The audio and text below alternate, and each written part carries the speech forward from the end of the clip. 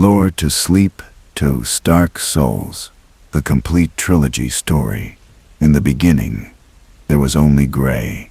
Gray stone beneath an endless gray sky, where time itself seemed asleep. No wind stirred the ancient air. No sound broke the eternal silence. In this world before worlds, before fire, before light, before the very concept of beginning or end, there existed only the stillness of forever. But within this stillness lay a secret that would reshape all existence. A secret buried deep beneath the gray crags, waiting in darkness for the moment when four souls would discover something that should never have been found, something that would ignite the first flame and begin a cycle of such devastating beauty that it would echo through countless ages, leaving kingdoms to rise and fall like waves upon an endless shore. This is that story, the story of fire and dark, of gods and men, of choices that would doom and save the world in equal measure. But tonight, let this tale wash over you like a gentle tide, carrying you into dreams where ancient dragons soar through mists of time, and where the greatest battles are fought not with sword and shield, but with the quiet courage of those who choose to carry on when all hope seems lost.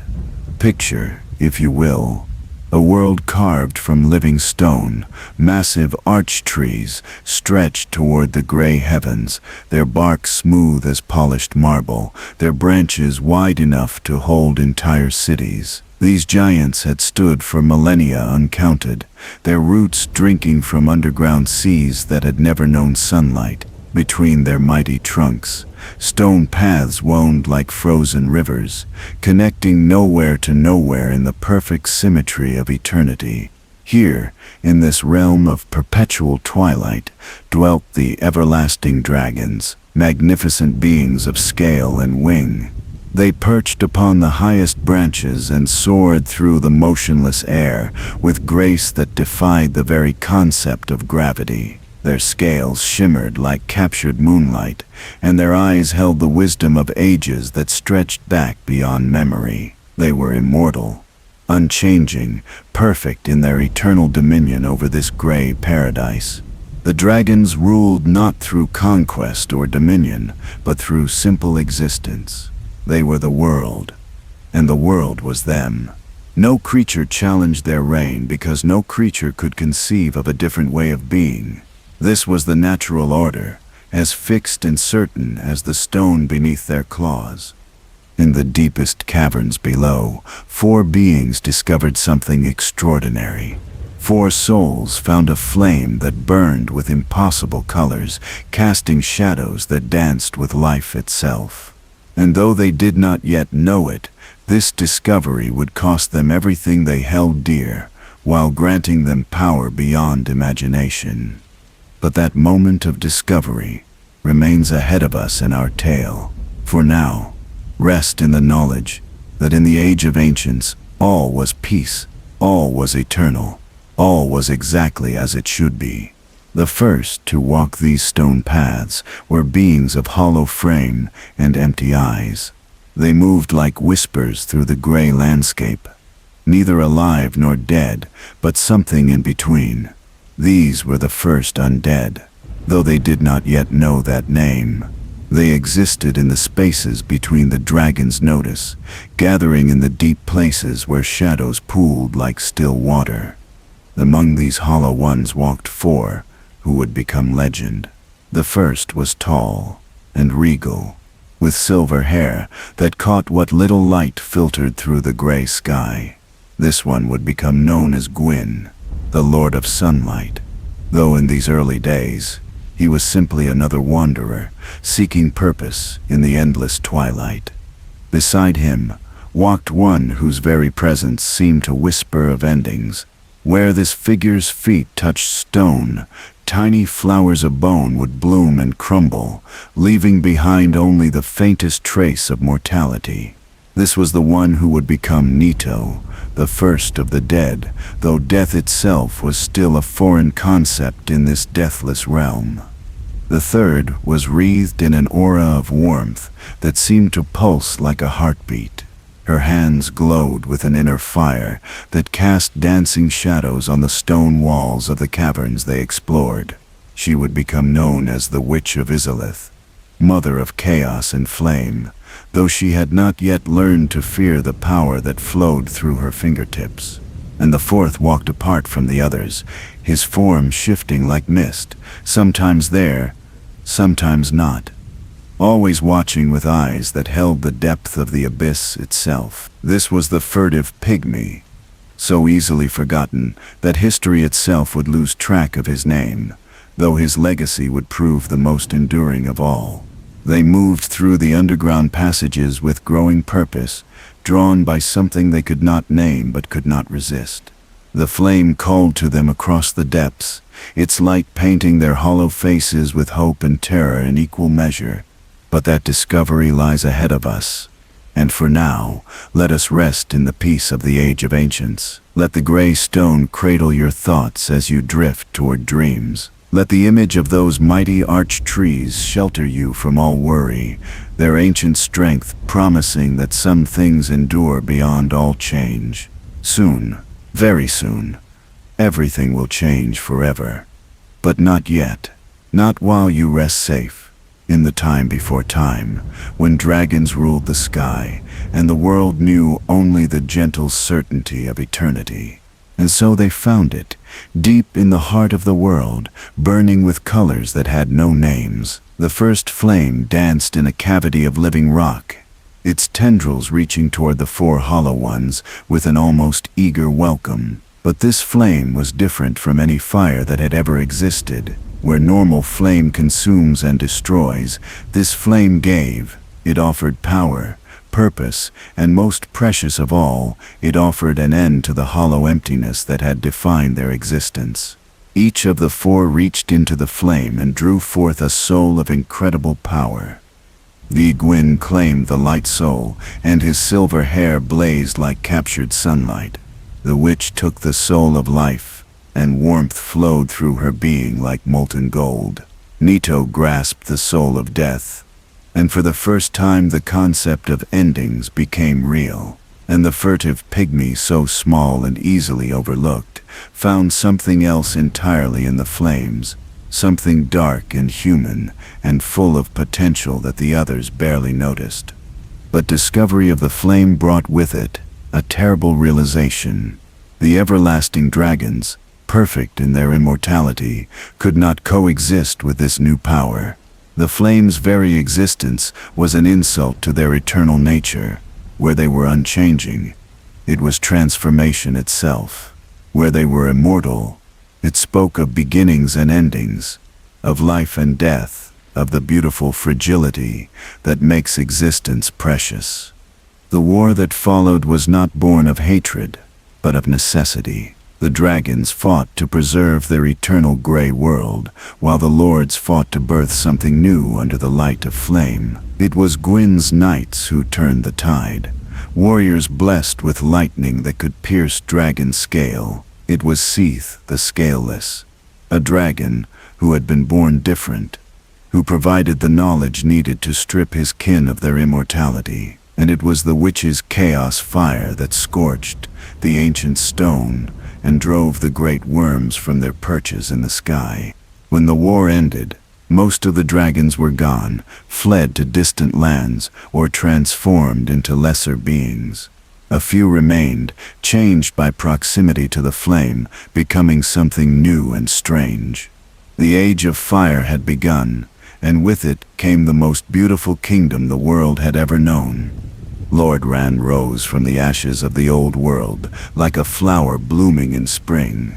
At its heart stood Anorlando, the city of the gods, where Gwyn established his throne beneath endless golden light. The palace stretched across clouds themselves, its spires reaching toward a sun that Gwyn had hung in the sky like a crown jewel. Here, in halls of white stone and golden light, the Lord of Sunlight held court with his children and his faithful knights. Princess Guinevere, the Queen of Sunlight, graced the royal chambers with her presence. Her very being radiated warmth and life, and flowers bloomed in her footsteps. She became the symbol of all that was good and nurturing in the new world, a goddess of bounty and protection.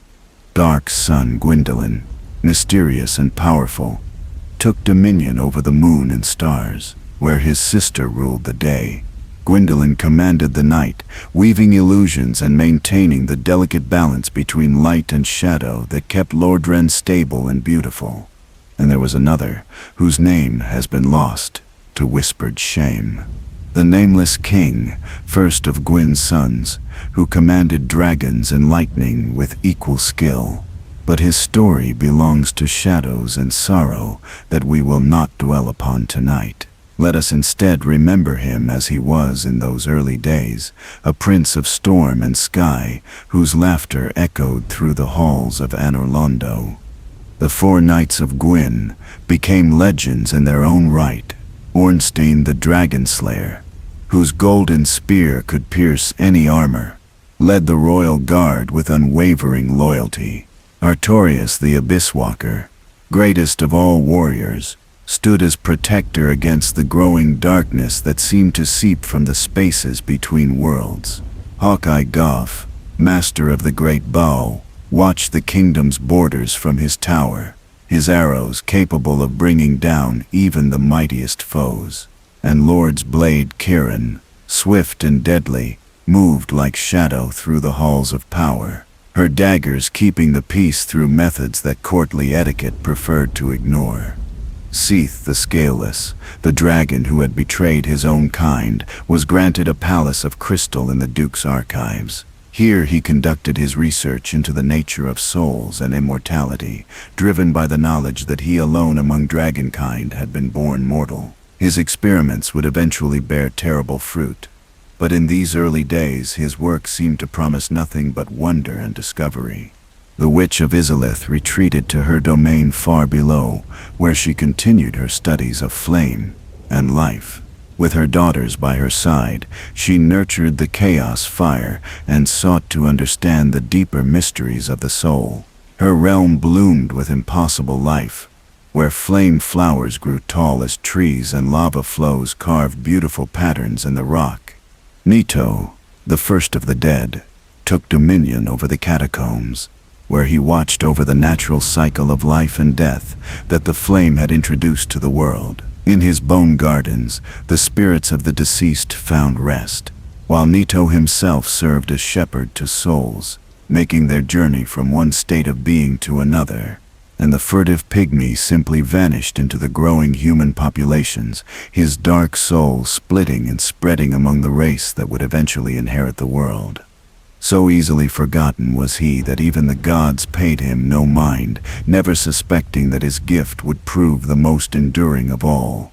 For a time, Lordran was paradise.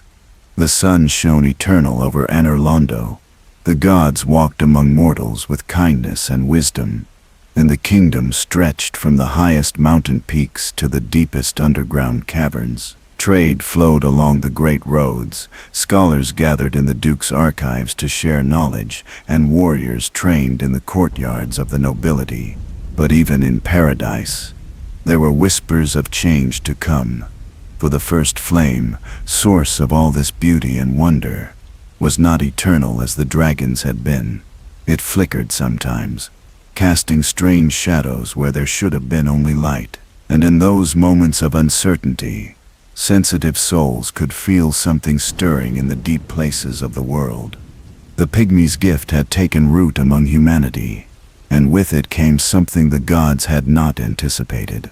The power to choose, the power to question, and most dangerous of all, the power to resist.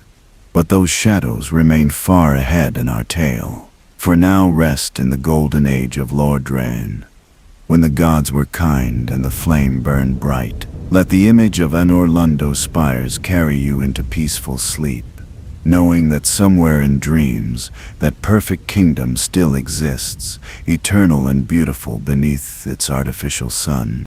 Soon, very soon, cracks will begin to show in this paradise, but not tonight. Tonight, all is well in the age of fire, and the flame burned steady and true. Time, that most patient of teachers, began its work upon the age of fire. Like a candle burning through the night, the first flame that had birthed such wonders began to show the first signs of its mortality. The change was so subtle at first that only the most sensitive souls could perceive it.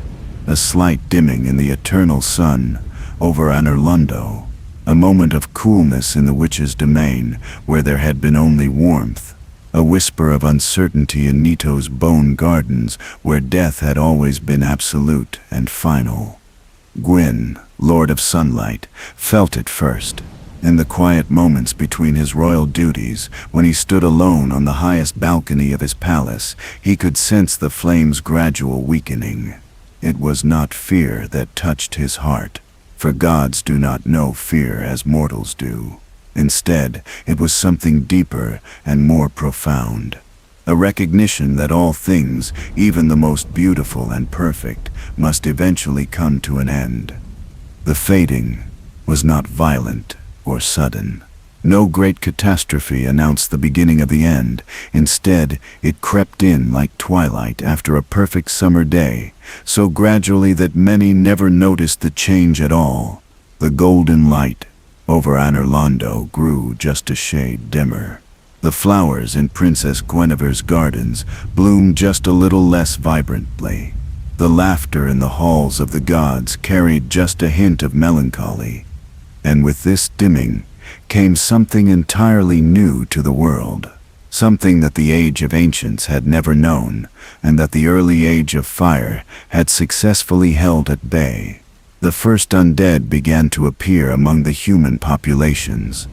At first, it seemed like a curious anomaly. A merchant in the lower city who should have died from his wounds, but continued to walk and speak, though his eyes held a hollow emptiness. A farmer whose body grew cold and still, yet who rose the next morning to tend his fields with the same devoted care he had shown in life. A child who fell from a great height and should have perished, but who stood up with bones clearly broken, feeling no pain, aware that something fundamental had changed within her. The curse of the undead spread slowly, touching only a few at first. Those afflicted found themselves caught between life and death, unable to fully claim either state. They could be struck down, cut apart, burned or broken, yet they would always return. Not immediately, and not without cost, for each death took something from them. Memories faded like morning mist. Emotions dulled until only the most powerful feelings could penetrate the growing fog in their minds. Purpose became harder and harder to maintain, but there was something else about the undead curse that made it both terrible and beautiful. Those who were touched by it found themselves drawn to bonfires, those sacred flames that dotted the landscape like fallen stars. Around these fires, the undead could rest and remember who they had been. The flames offered healing not just of body but of spirit, restoring some small measure of the humanity that death had tried to steal away. The first bonfires had been lit by the gods themselves, waypoints of comfort and restoration scattered throughout Lordran. But as the undead curse spread, new fires began to appear, kindled by those hollow souls who refused to give up their last spark of hope. Each bonfire became a sanctuary, a place where the cursed could gather and share stories of who they had been before the darkness took hold. In the early days of the curse, the undead retained much of their former selves. They spoke of their families, their hopes, their fears.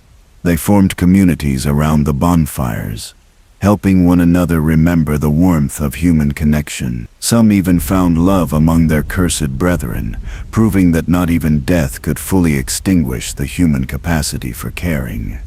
But as more time passed, and as each individual undead died and returned again and again, the curse began to exact its true price. Memories became fragments. Personalities dissolved into half-remembered shadows.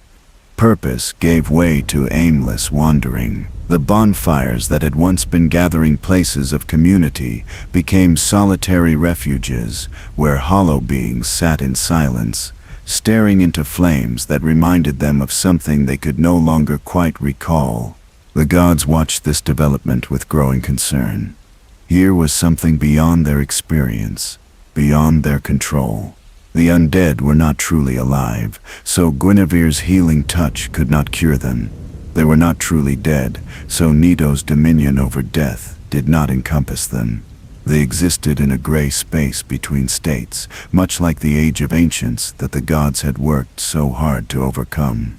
Some among the nobility suggested that the undead should be destroyed, purged from the kingdom, before their curse could spread further.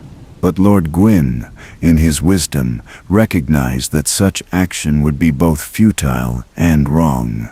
The undead rose again, no matter how completely they were destroyed.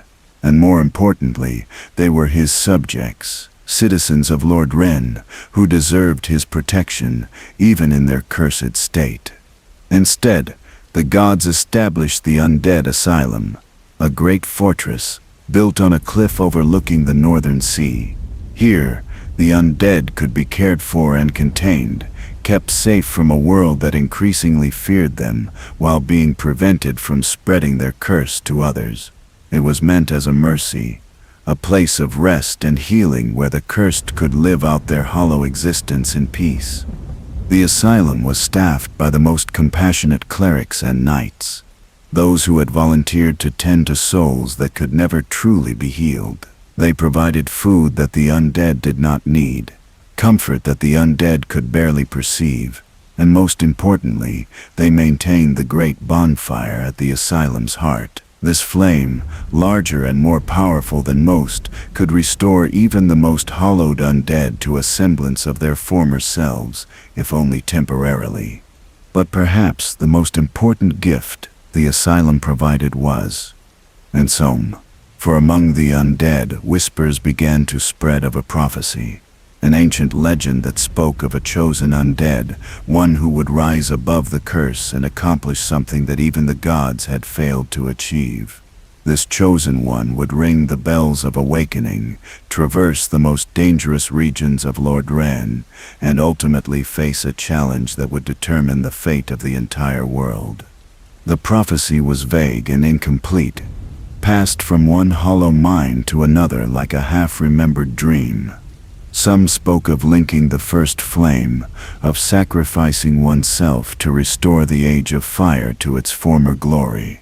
Others whispered of embracing the darkness, of allowing the flame to die so that something new could be born from its ashes. Most undead could not hold the complete prophecy in their fading minds, remembering only fragments and pieces.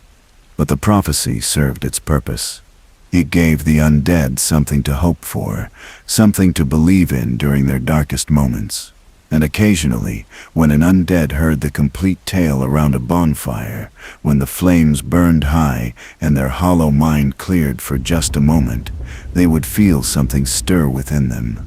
A sense of purpose that cut through the gray fog of their existence like a blade of silver light. One such undead sat in the depths of the asylum, in a cell that had been her home for longer than she could remember. Her name was lost to her now, along with her past, her family, and most of her reasons for continuing to exist. But as she listened to another prisoner recite the prophecy in broken, halting words, something deep within her hollow chest began to beat like a heart, remembering how to live. The bells of awakening called to her across the distance, their phantom ringing echoing in her mind. Somewhere beyond the asylum walls lay Lordran, vast and dangerous and full of wonders that she had forgotten how to see. Somewhere in that fading kingdom, 2 bells waited to be rung by one who had lost everything but refused to surrender hope. She did not yet know that she would be the one to answer that call. She could not foresee the companions who would stand beside her, the enemies who would test her resolve. or the choice that would ultimately rest in her hollow hands. All she knew was that the prophecy spoke to something within her that the curse had not been able to touch, something that whispered that even the undead could choose their own destiny. But that awakening lies ahead of us still, waiting in the depths of dreams where heroes are born from the ashes of their former selves. For now, rest in the knowledge that even in the growing twilight of the Age of Fire, hope remained, even as the flame began to fade and the curse spread like ripples on a dark pond. There were those who refused to surrender to despair. The gods still ruled from their golden throne. The bonfires still offered sanctuary to the lost and hollow, and somewhere in the depths of the undead asylum, destiny was quietly preparing to wake from its long slumber. In the deepest cell of the undead asylum, where even the great bonfire's light barely reached, an undead stirred, not with the random movement of a hollow mind, but with something approaching purpose. The fragments of the prophecy had taken root in whatever remained of her soul, growing like a flower in the cracks of broken stone. She could not remember her name, could barely recall her face, but she remembered the words that had been spoken around the bonfire, the bells of awakening, the chosen undead, a destiny that even death could not steal away. The awakening came gradually, like dawn breaking over a landscape that had known only night. First, awareness of her surroundings. The rough stone walls of her cell, worn smooth by countless years of weathering. The iron bars that had contained her body, but never quite managed to imprison her spirit. The sound of other undead, moving restlessly in nearby cells, their hollow moans a chorus of forgotten dreams. Then came the memory of purpose, flooding back in pieces like water filling a broken vessel. She was not meant to remain here, growing ever more hollow with each passing day. The prophecy had chosen her, or perhaps she had chosen it. Either way, the time for passive acceptance had ended. The cell door, she discovered, was not locked. Perhaps it never had been. The true prison had been the weight of despair, the conviction that nothing she did could possibly matter. But purpose, once awakened, proved stronger than any iron bars. She pushed open the door and stepped into the corridor beyond, her bare feet making no sound on the cold stone floor. The asylum spread out before her like a maze designed by sorrow itself. Corridors led to empty chambers where hollow guards wandered in endless circles, their patrol routes worn into the stone by centuries of repetition. Staircases climbed to towers where madmen preached sermons to audiences that had long since crumbled to dust. Bridges spanned courtyards where weeds grew through cracks in the ancient stonework, nature slowly reclaiming what civilization had built. But she was not alone in her awakening.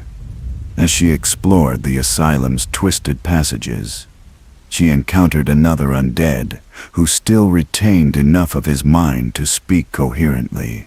He called himself Oscar, Knight of Astora, though he could not remember if those titles had ever truly belonged to him. What mattered was that he too had heard the prophecy, and he too felt the call of something greater than the hollow existence that surrounded them.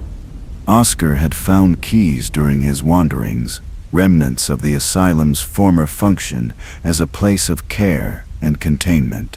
With these keys, they unlocked doors that had been sealed for decades, revealing chambers filled with ancient weapons and armor that had belonged to knights and heroes who had come to the asylum seeking rest from their cursed existence.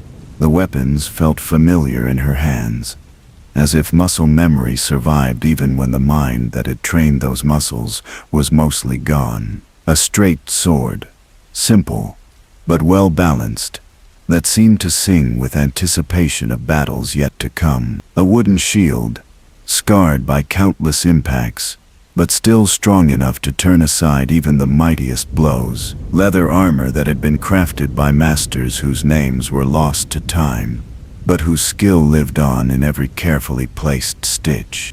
Armed and armored, She felt more like herself than she had since the curse first took hold. Not because she remembered who she had been, but because she was beginning to understand who she might become. The chosen undead of prophecy, destined to ring the bells of awakening, and perhaps, if she proved worthy, to determine the very fate of Lordran itself. The asylum demon waited in the great hall like a test that had been specifically designed for her awakening. A massive bloated creature, with wings too small for its tremendous bulk, and a hammer that could crush stone with a single blow. It had once been human, or so the whispers claimed, transformed by despair and rage into something that existed only to prevent others from leaving their prison.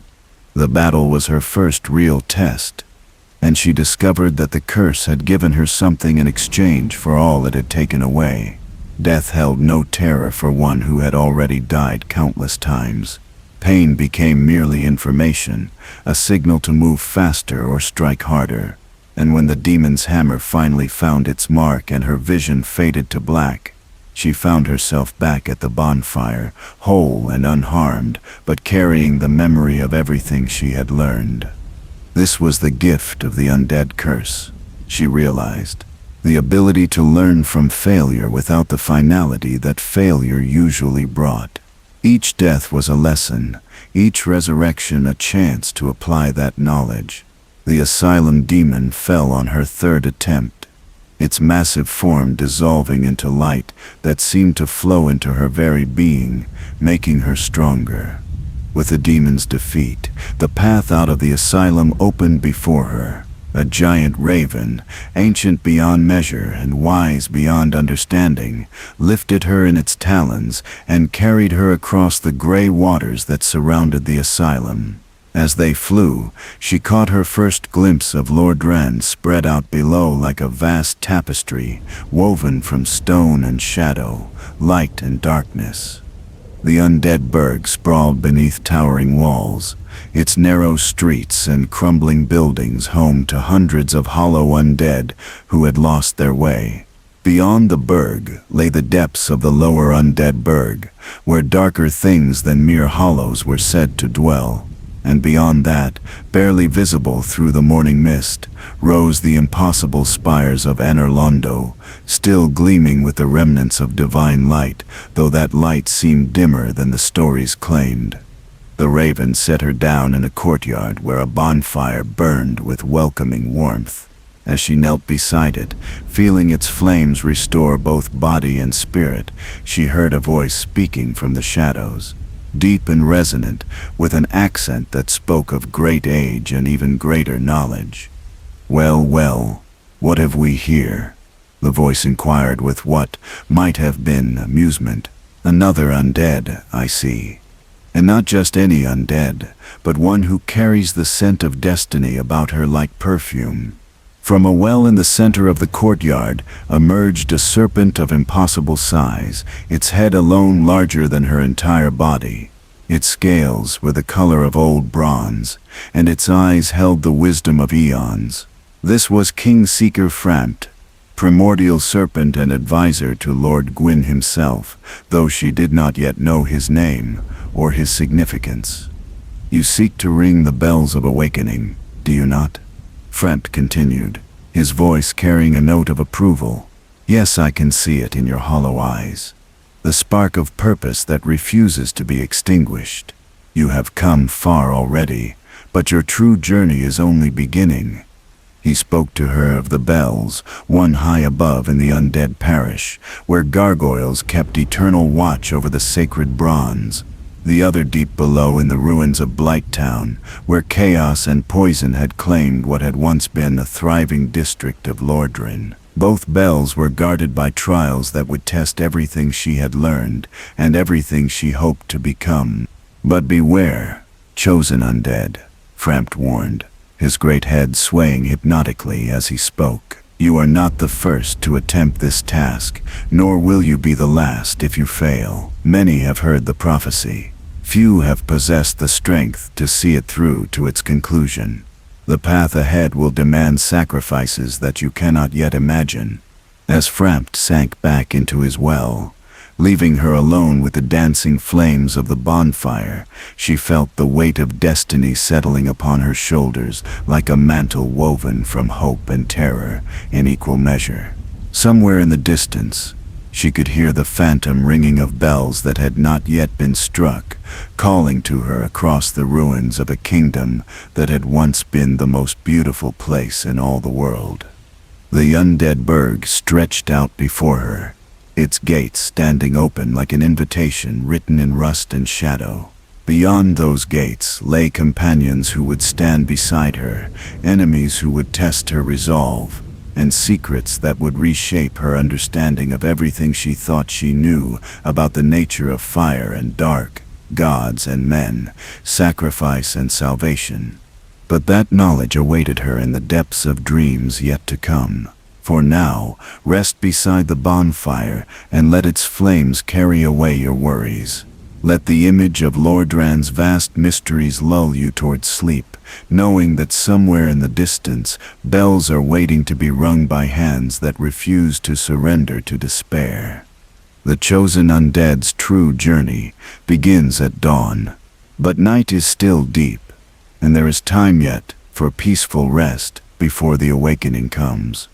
The morning sun cast long shadows through the broken ramparts of Firelink Shrine as the chosen undead stepped through the gates of her destiny. This sacred place had once been a grand cathedral, its soaring arches designed to lift both stone and spirit toward the heavens. Now, it served as a way station for lost souls, a gathering place where the hollow and the hopeful could rest beside the eternal bonfire that burned at its heart.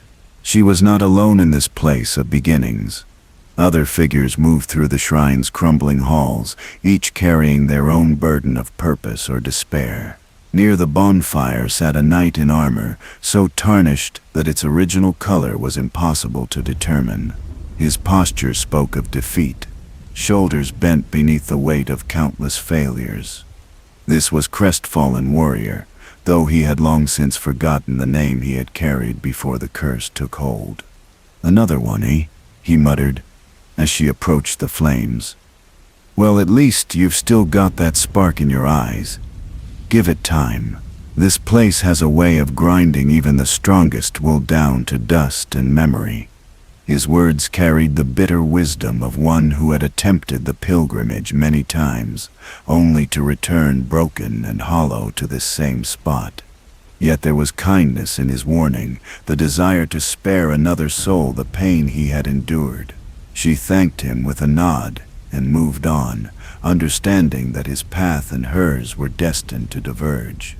From Firelink Shrine, 5 paths stretched out like fingers of a dying hand, each leading to a different region of Lordran's vast expanse. The catacombs descended into darkness where Nito held dominion over death itself.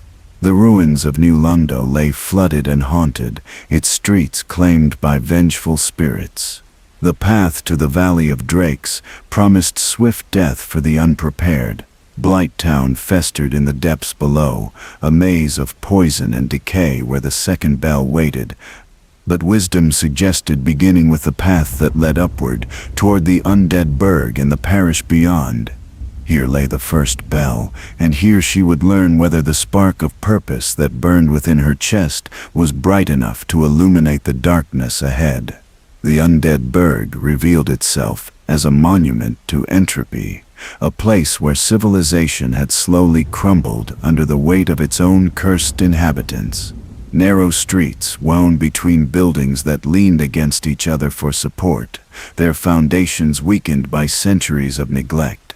Hollow soldiers wandered these paths in endless repetition, their armor rusted, their weapons dull, their minds lost to the gray fog that claimed all undead in the end.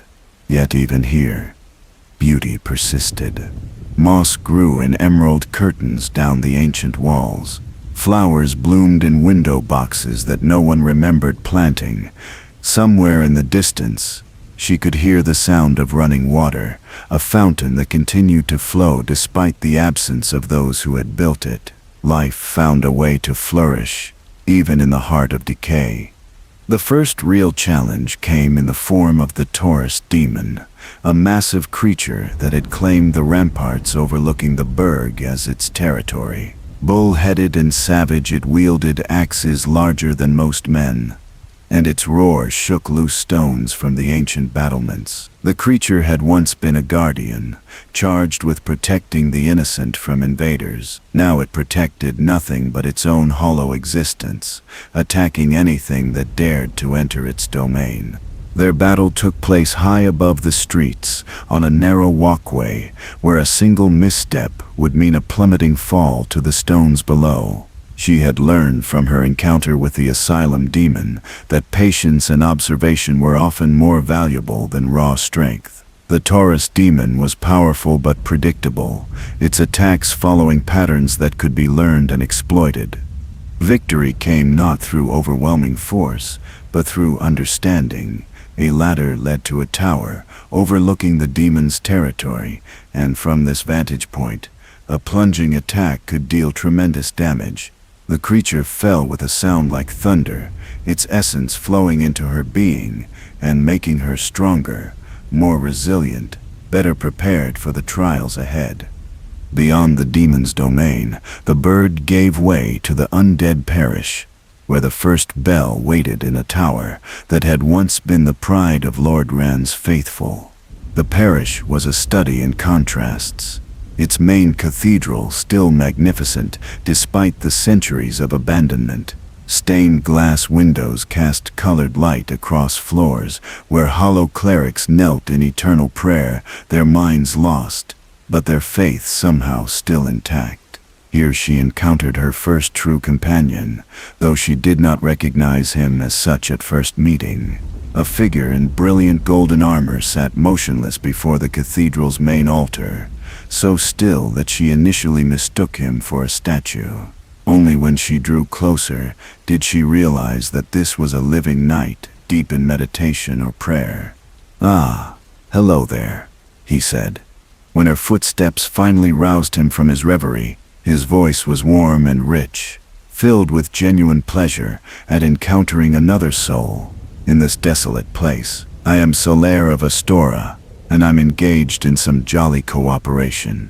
There was something infectious about his enthusiasm, a joy that seemed impossible in this cursed land, yet somehow perfectly natural coming from him. Solaire spoke of his quest to find his very own son, a goal that might have seemed mad from anyone else, but sounded perfectly reasonable when he explained it. His dedication to helping other undead, his unwavering optimism in the face of insurmountable odds, marked him as something rare and precious in this fading world. "If only I could be so grossly incandescent," he said with a laugh that seemed to make the very air brighter. His faith was infectious, reminding her that the curse had not stolen everything from those it touched. Hope could survive even in the darkest places, given proper tending. The path to the bell tower led through encounters that tested both skill and resolve. Hollow soldiers had barricaded themselves behind makeshift fortifications, their tactical thinking preserved even as their humanity faded. Armored boars charged through the streets with mindless fury, their tusks capable of goring even a well-armored knight, and high above something much more dangerous waited. The bell gargoyles, perched atop the parish tower like stone guardians, come to life.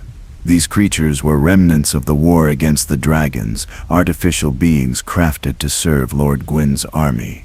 Time had not been kind to them, and corruption had seeped into their stone hearts, turning protectors into obstacles that prevented the very awakening they had once been created to herald.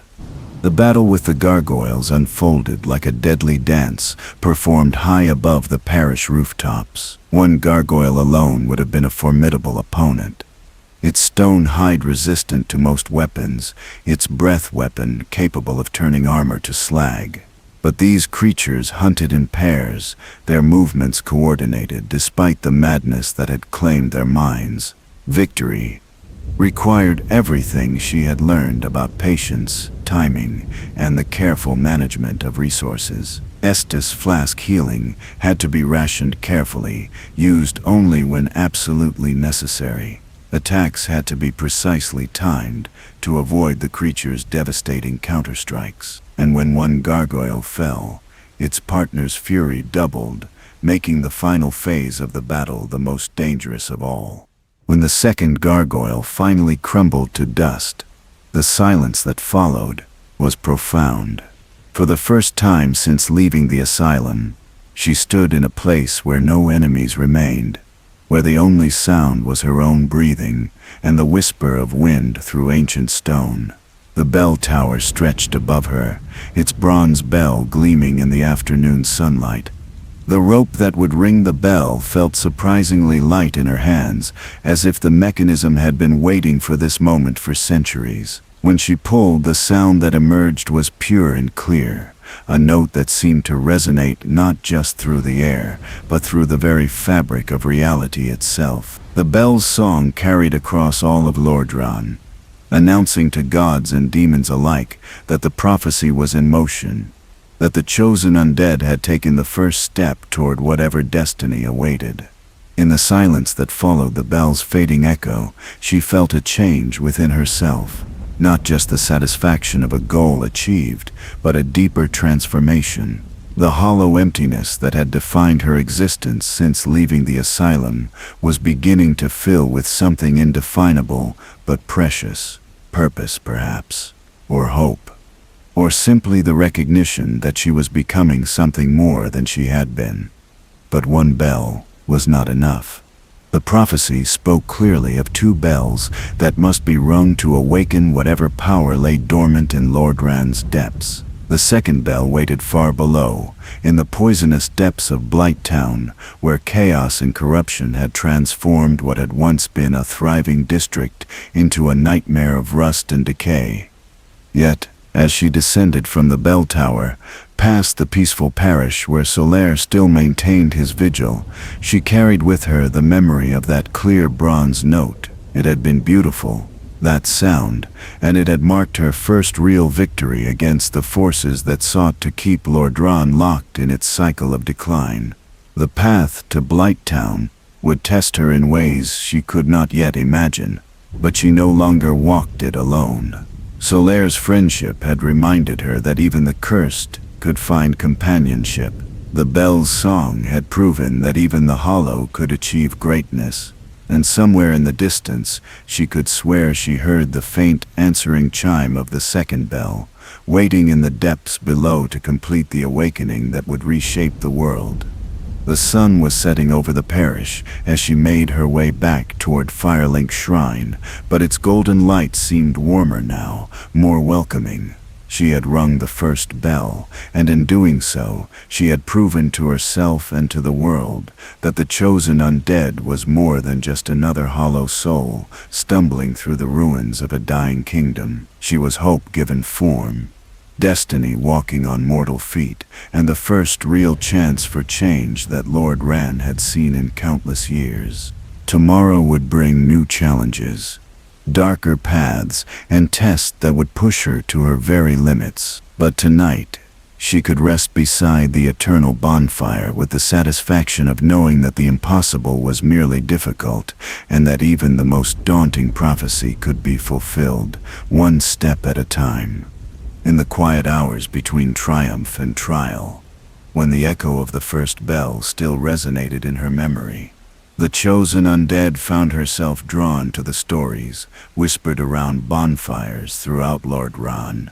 These tales came from merchants who had traveled the ancient roads, from knights who claimed to remember the Golden Age, from scholars who had studied in libraries now claimed by dust and silence. Each story was a fragment of truth wrapped in layers of myth, but together they painted a picture of what Lordran had been before the curse, before the fading, before the long decline that had brought her to this moment.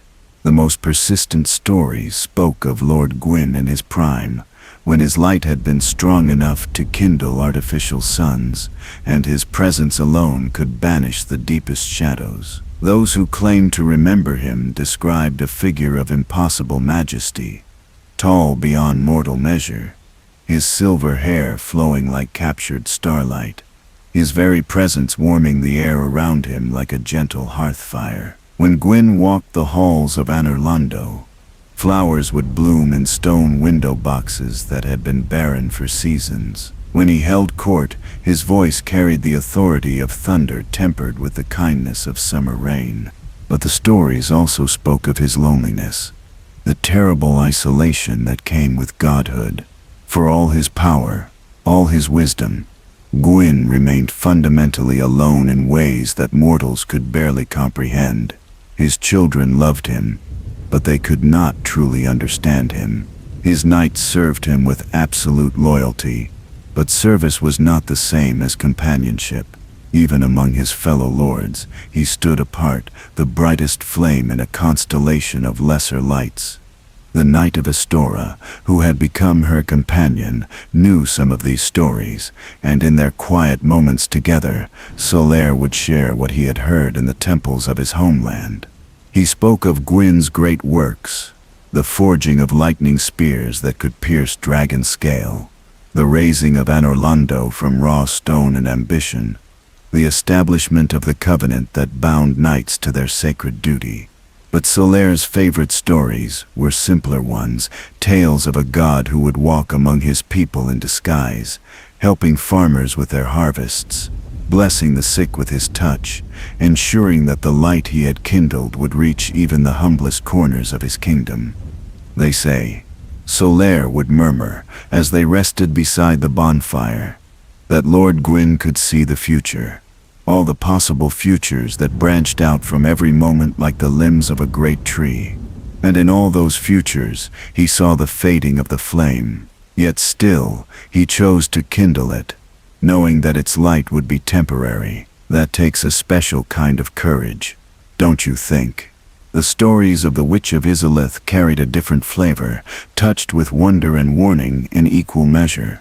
Before her great folly, before the chaos that would consume her and her daughters, she had been known as the mother of pyromancy, the one who had taught mortals to kindle flame without fuel, to shape fire as an artist shapes clay. Her domain had been a paradise of controlled chaos, where lava flows carved beautiful patterns through gardens of flame, flowers, where her daughters danced on lakes of molten gold, their laughter echoing through caverns that glowed with inner light.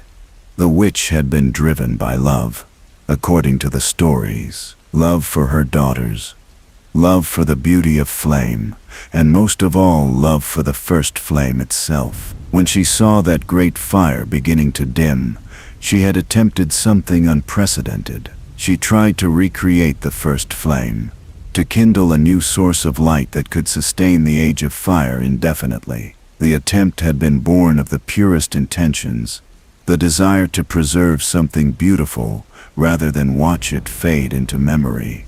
But flame, as she learned too late, could not be copied or replaced. Her attempt to recreate the first flame had instead birthed something else entirely, a chaos flame that burned without control or mercy. It had consumed her daughters, transformed them into demons of fire and fury. It had claimed her own form, twisting her into something that barely resembled the graceful figure she had once been. And it had spread through her domain like a plague of burning, turning paradise into the hellscape that would eventually be known as the Demon Ruins. The merchants who traded near the ruins spoke in hushed tones of what lay beneath the earth. There, demons born from the chaos flame, creatures of pure destruction, who had no purpose beyond burning everything they touched. The bed of chaos, where the witch's soul still burned in eternal torment, surrounded by the twisted forms of her daughters who had been caught in the conflagration of her love. And deeper still, things that had no names, abominations spawned by flame without wisdom to guide it. Nito's stories were darker still, though they carried their own strange comfort. The first of the dead had never sought to prevent death, never tried to cheat the natural order that the flame had established. Instead, he had embraced his role as shepherd of souls, ensuring that those who passed from life to death did so with dignity and peace. His catacombs were not places of horror but of rest, where the deceased could find their proper place in the great cycle of existence. But something had gone wrong in the catacombs, according to the tales. Necromancers had infiltrated Nito's domain, using their dark arts to animate the dead against their will, preventing souls from finding the rest they deserved. These sorcerers had twisted death itself, turning it from a natural transition into a mockery of life. Skeletons wandered the upper levels of the catacombs now, their bones held together by malevolent magic rather than the peaceful will of their master. The stories suggested that Nito himself might have fallen under the necromancer's influence. His great power turned toward purposes he had never intended. Once a benevolent guide for souls crossing from life to death, he had become something darker, more dangerous. His very presence now spread a miasma of decay that could drain the life from living beings, transforming his domain from a place of rest into a realm of undeath. But it was Seath the Scaleless, whose story carried the most bitter irony. Born different from his dragon brethren, cursed with mortality while they enjoyed eternal life, he had betrayed his entire species in pursuit of the immortality that had been denied to him. His reward had been a palace of crystal, unlimited time to pursue his research, and access to the secrets of souls themselves. He had achieved everything he had ever wanted, becoming truly immortal through his studies and experiments. Yet, immortality without wisdom had proven to be its own curse. Sith's endless existence had slowly driven him mad, his brilliant mind turning inward until it could no longer distinguish between research and obsession. His experiments had grown increasingly cruel and pointless, capturing innocent creatures to study the nature of souls, creating abominations that served no purpose beyond satisfying his twisted curiosity. His crystal palace had become a maze of horrors, filled with the results of his deranged research. The Duke's archives, once a center of learning where scholars from across Lordran had come to study, had been transformed into Seath's personal laboratory. The books that had once contained the accumulated wisdom of ages now held only records of his increasingly unhinged experiments. The students who had once filled its halls with debate and discovery had become either his test subjects or his hollow servants, their minds broken by exposure to knowledge that mortals were never meant to possess. And perhaps most tragic of all, Seath had never found what he truly sought. For all his immortality, all his accumulated knowledge, he remained fundamentally alone, the last of his kind, forever separated from the eternal dragons he had betrayed, and equally isolated from the mortals whose souls he studied with such cold fascination. His immortality had become a prison more confining than any cell. These stories were more than entertainment for those who heard them around the bonfires of Lordran. They were warnings, examples of how even the greatest beings could fall when they lost sight of their original purpose. Gwynn's light had blazed so brightly that it had blinded him to alternatives to his own sacrifice. The witch's love had burned so purely that it had consumed everything she held dear. Nito's acceptance of death had been twisted into an embrace of undeath. Seath's hunger for immortality had made his eternal life a torment. Yet the stories also carried hope, for they spoke of a time when these beings had been worthy of their power, when their intentions had been pure and their actions had benefited all of Lordran. If corruption could claim even gods and dragons, it was not because evil was inevitable, but because the burden of great power required constant vigilance, constant remembrance of the principles that made such power worth wielding in the first place. The chosen undead listened to these tales with growing understanding. She was walking in the footsteps of giants, attempting to complete a task that had broken beings far greater than herself. but she was also walking a path that they had prepared for her, their failures serving as guideposts to help her avoid the pitfalls that had claimed them. In the stories of Lord Gwyn, she learned that even the greatest sacrifices could become meaningless if repeated without thought or creativity. The linking of the first flame had preserved the Age of Fire, but it had also locked the world into a cycle of decline and temporary reprieve that could not continue forever. From the witch's tragedy, she understood that love without wisdom could be as destructive as hatred. The desire to preserve what was beautiful had to be balanced against the acceptance that all things must eventually end, making way for whatever came next. Nito's fall taught her that embracing one's role in the natural order was not the same as surrendering to corruption of that order. Death was natural and necessary, but undeath was an abomination that perverted the very cycle that gave life meaning. And C's madness showed her that knowledge without compassion, power without connection to others, was a path that led only to isolation and ultimately to irrelevance. As she prepared to descend toward Blighttown and the second bell that waited in its poisonous depths, she carried these lessons with her like armor against the trials ahead. The lords who had shaped Lordran's golden age had all fallen to their own tragic flaws, but their stories lived on, serving as both warning and inspiration for those who came after. She would not repeat their mistakes, she vowed silently as she watched the bonfire's flames dance in the gathering darkness. When her own time came to choose between light and dark, between preservation and change, between sacrifice and acceptance, she would remember what she had learned from their whispered stories. She would forge a different path, one that honored their achievements while learning from their failures. The ancient whispers had given her more than knowledge. They had given her the wisdom to understand that even gods could be wrong, that even the mightiest beings could fall victim to their own limitations. And in that understanding, she found the courage to believe that perhaps, just perhaps, a hollow undead who had lost everything might succeed where gods and dragons had failed.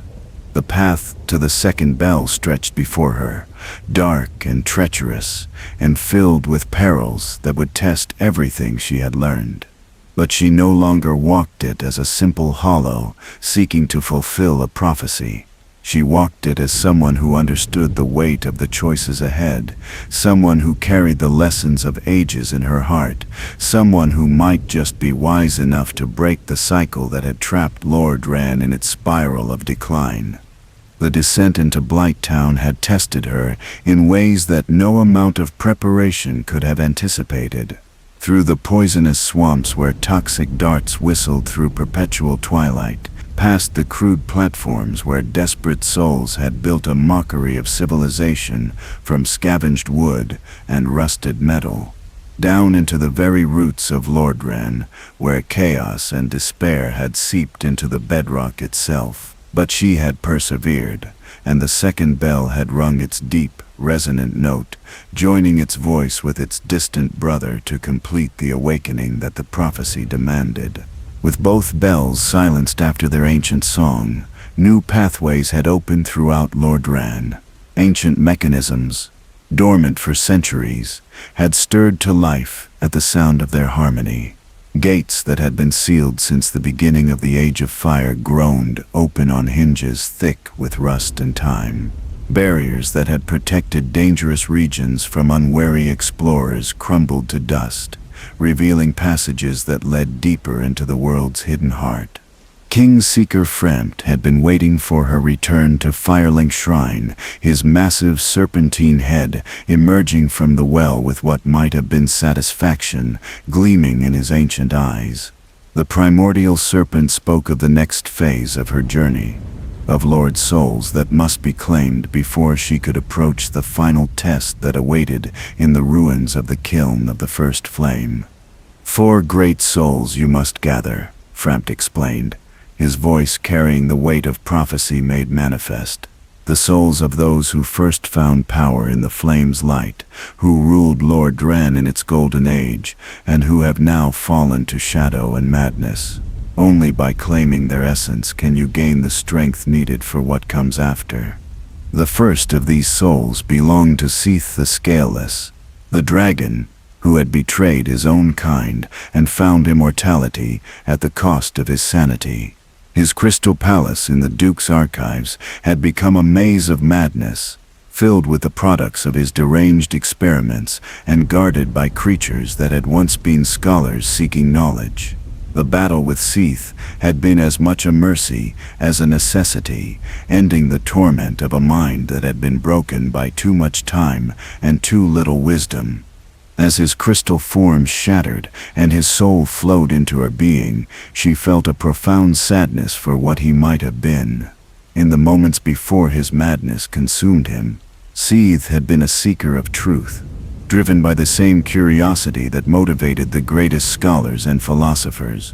His fall served as a reminder that even the pursuit of knowledge could become corruption if divorced from compassion and connection to others.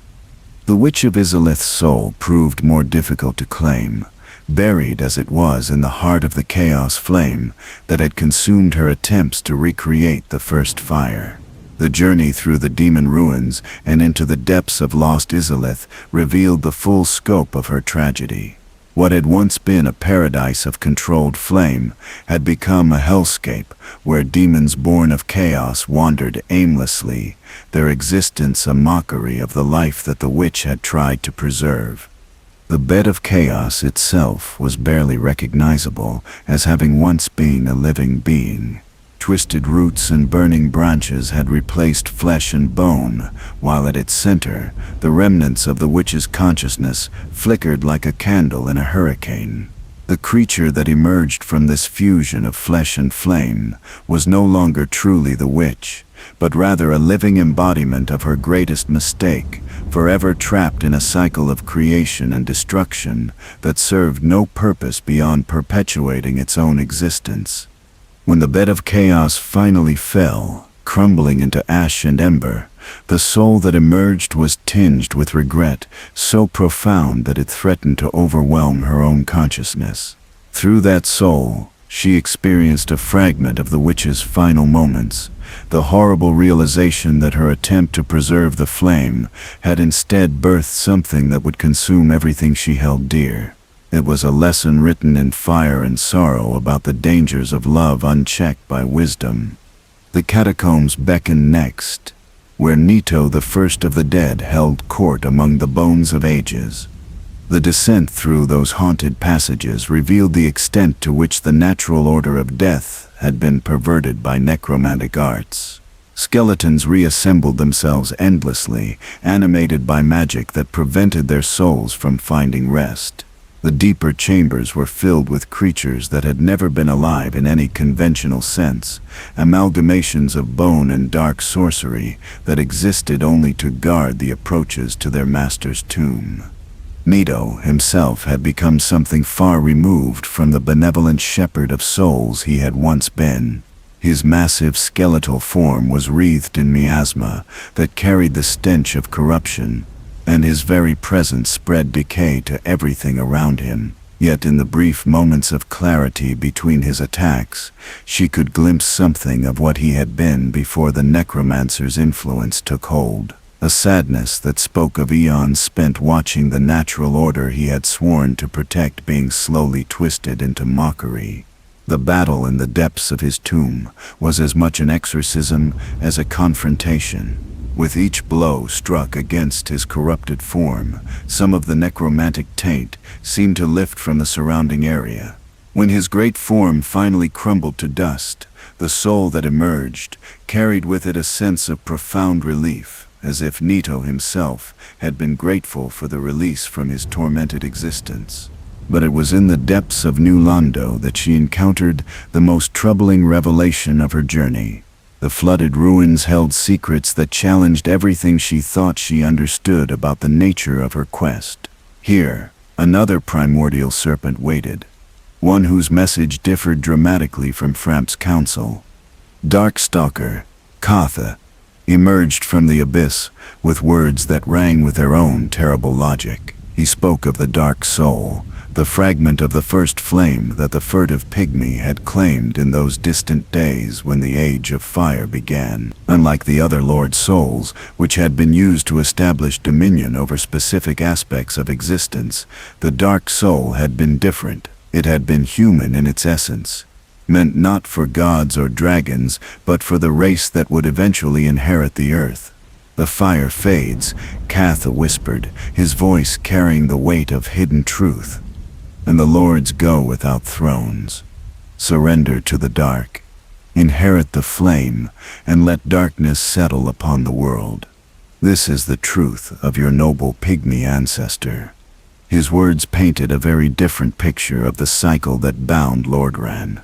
According to Cathi, the linking of the first flame was not a heroic sacrifice, but a desperate attempt by the gods to cling to power that was naturally waning. The Age of Fire had run its course, and the time had come for something new to take its place. The Age of Dark, where humanity would finally claim its rightful inheritance, and the hollow curse would be lifted from those who carried the dark soul within them.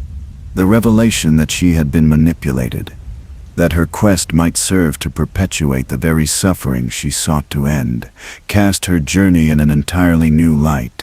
Yet she could not simply accept Cathy's words without question, any more than she had blindly followed Framp's guidance.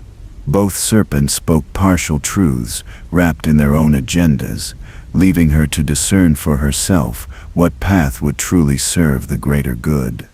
The final Lord Soul belonged to the four kings, rulers of New Londo, who had fallen to the very darkness that Cathy championed.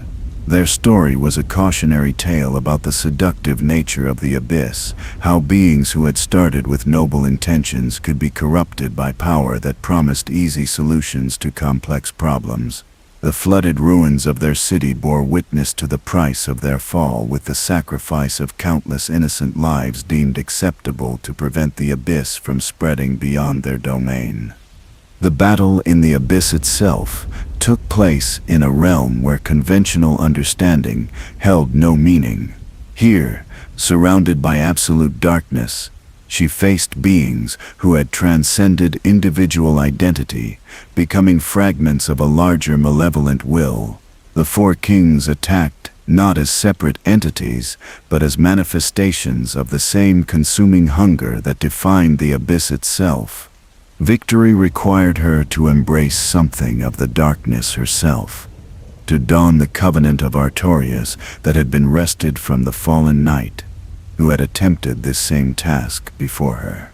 The ring protected her from the abyss's corrupting influence, but it also allowed her to perceive the true nature of what she fought against. The four kings were not evil in any conventional sense, but rather beings who had been consumed by a force that existed beyond morality, beyond individual will, beyond everything that made existence meaningful.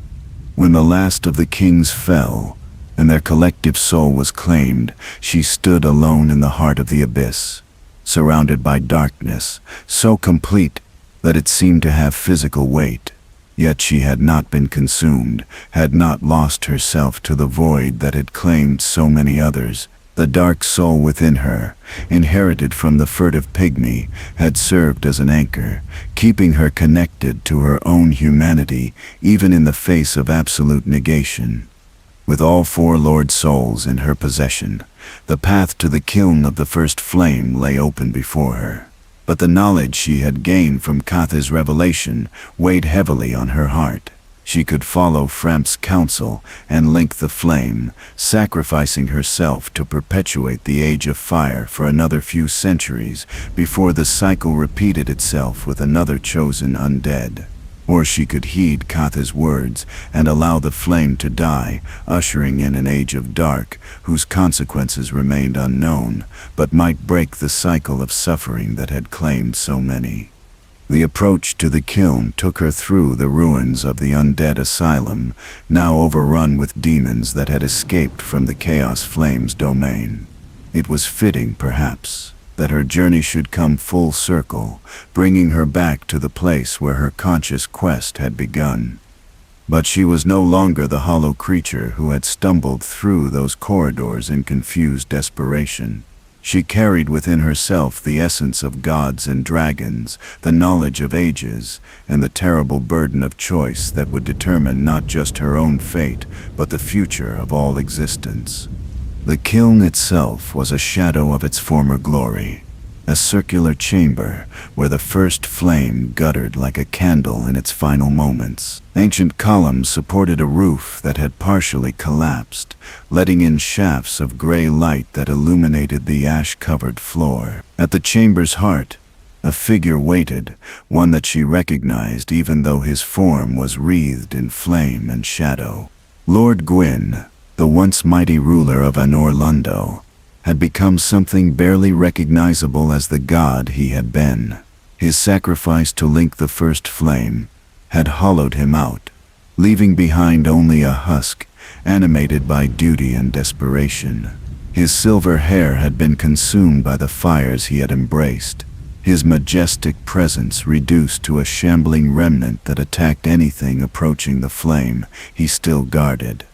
The final battle was not between hero and villain, but between one hollow soul and another, both shaped by the same curse but choosing different responses to their fate. But when fought with the skill of ages and the fury of desperation, his flaming sword carving arcs of light through the chamber's perpetual twilight. Yet there was something pitiable about his struggle, the last gasps of a being who had given everything to preserve something that could not be permanently saved.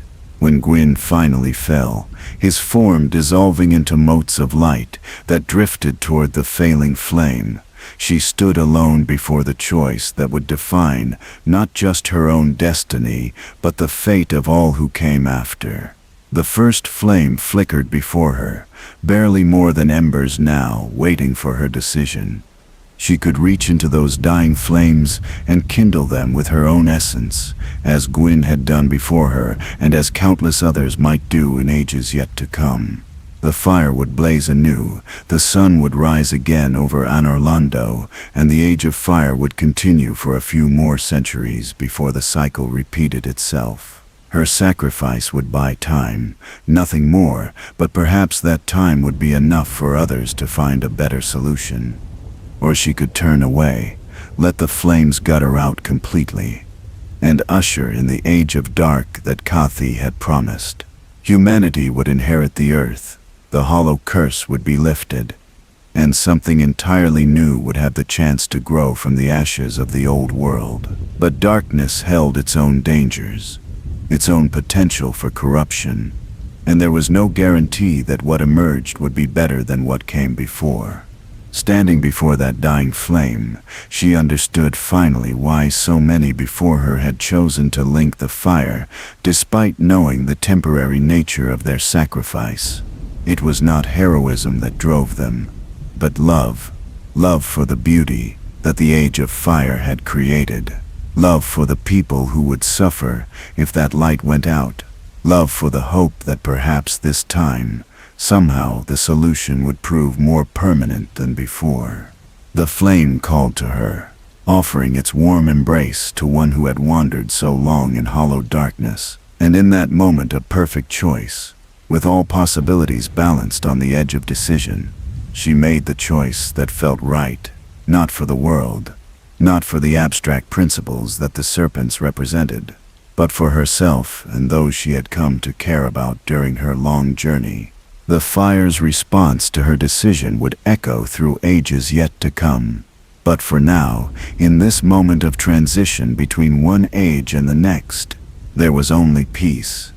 Whatever came after, she had chosen with full knowledge of the consequences, and that made all the difference. Ages turned like the pages of a book, written in languages that mortals could no longer read. The choice made in the kiln of the first flame echoed through centuries, its consequences rippling outward like stones cast into still water. Whether the flame had been linked or allowed to fade, the world had moved forward, changed and shaped by forces that transcended individual will or desire. New kingdoms rose from the ashes of the old, new peoples claimed dominion over lands that had once belonged to gods and dragons, and new stories began to unfold in the endless tapestry of existence. Far to the north of where Lordran had once stood, across seas that reflected skies of perpetual gray, a new kingdom had emerged from the mists of time. Drangleic stretched across rolling hills and ancient forests, its borders marked by crumbling walls that had been old when the kingdom was young. This was a land born of ambition and sorrow in equal measure, ruled by a king whose name would become synonymous with both great achievement and terrible folly. King Vendrick had once been merely a man, though a man of extraordinary vision and determination. In his youth, he had dreamed of creating a kingdom that would surpass even the legendary glory of Lordran, a realm where the mistakes of the past would not be repeated, where the cycle of fire and darkness could finally be broken through human wisdom and will. His dreams had been noble, his intentions pure, and for a time, it had seemed as though he might actually succeed where gods and dragons had failed. The early years of Drangleic had indeed been golden. Under Vendrick's rule, the kingdom had flourished like a garden tended by loving hands. Trade flowed along roads that were kept safe by knights whose honor was matched only by their skill. Scholars gathered in great libraries to pursue knowledge without the madness that had claimed Seath the Scaleless. Artists and craftsmen created works of beauty that rivaled anything produced in Anorlando's prime. For a brief, shining moment, it seemed as though humanity might have found its way to a better future. But Vendrick's greatest triumph would also prove to be the seed of his ultimate downfall. For he had not achieved his kingdom's glory alone. By his side throughout his rise to power had stood a woman of extraordinary beauty and wisdom, one who called herself Nashandra and claimed to be merely a queen who loved her king with all her heart. Her counsel had been invaluable during the kingdom's founding years, her insights helping Vendrick avoid the pitfalls that had claimed previous rulers. She was beloved by the people as much as by the king himself, seen as the perfect complement to his strength and vision. What neither Vendrick nor his subjects understood was that Nashandra was not what she appeared to be. Deep within her heart, so deeply buried that perhaps even she had forgotten its presence, lay a fragment of something ancient and terrible. She was a child of dark, born from the scattered essence of Manus, the primeval man whose rage and sorrow had birthed the abyss itself in ages long past. The darkness within her was not evil in any conscious sense, but rather something far more dangerous, a hunger that could never be satisfied, a need that grew stronger with every attempt to feed it. Nashandra's love for Vendrick was real as anything she was capable of feeling. But her love was tainted by the darkness that defined her nature, becoming a possessive force that sought not just to be with her beloved, but to own him completely, to shape him according to her will, to ensure that nothing and no one could ever come between them. She whispered sweet poison in his ear during their most intimate moments, suggestions that seemed to come from love but led inevitably toward isolation and paranoia. Under her influence, Vendrick's noble vision began to twist and darken. The king, who had once walked freely among his people, became reclusive, spending more and more time in the depths of his castle, pursuing projects that none of his advisors were permitted to understand. The knights who had served him with such devotion found themselves replaced by golems, artificial beings that could not question or betray, but also could not truly serve with the heart that duty required. The scholars who had gathered to pursue knowledge found their research directed toward increasingly esoteric and dangerous subjects.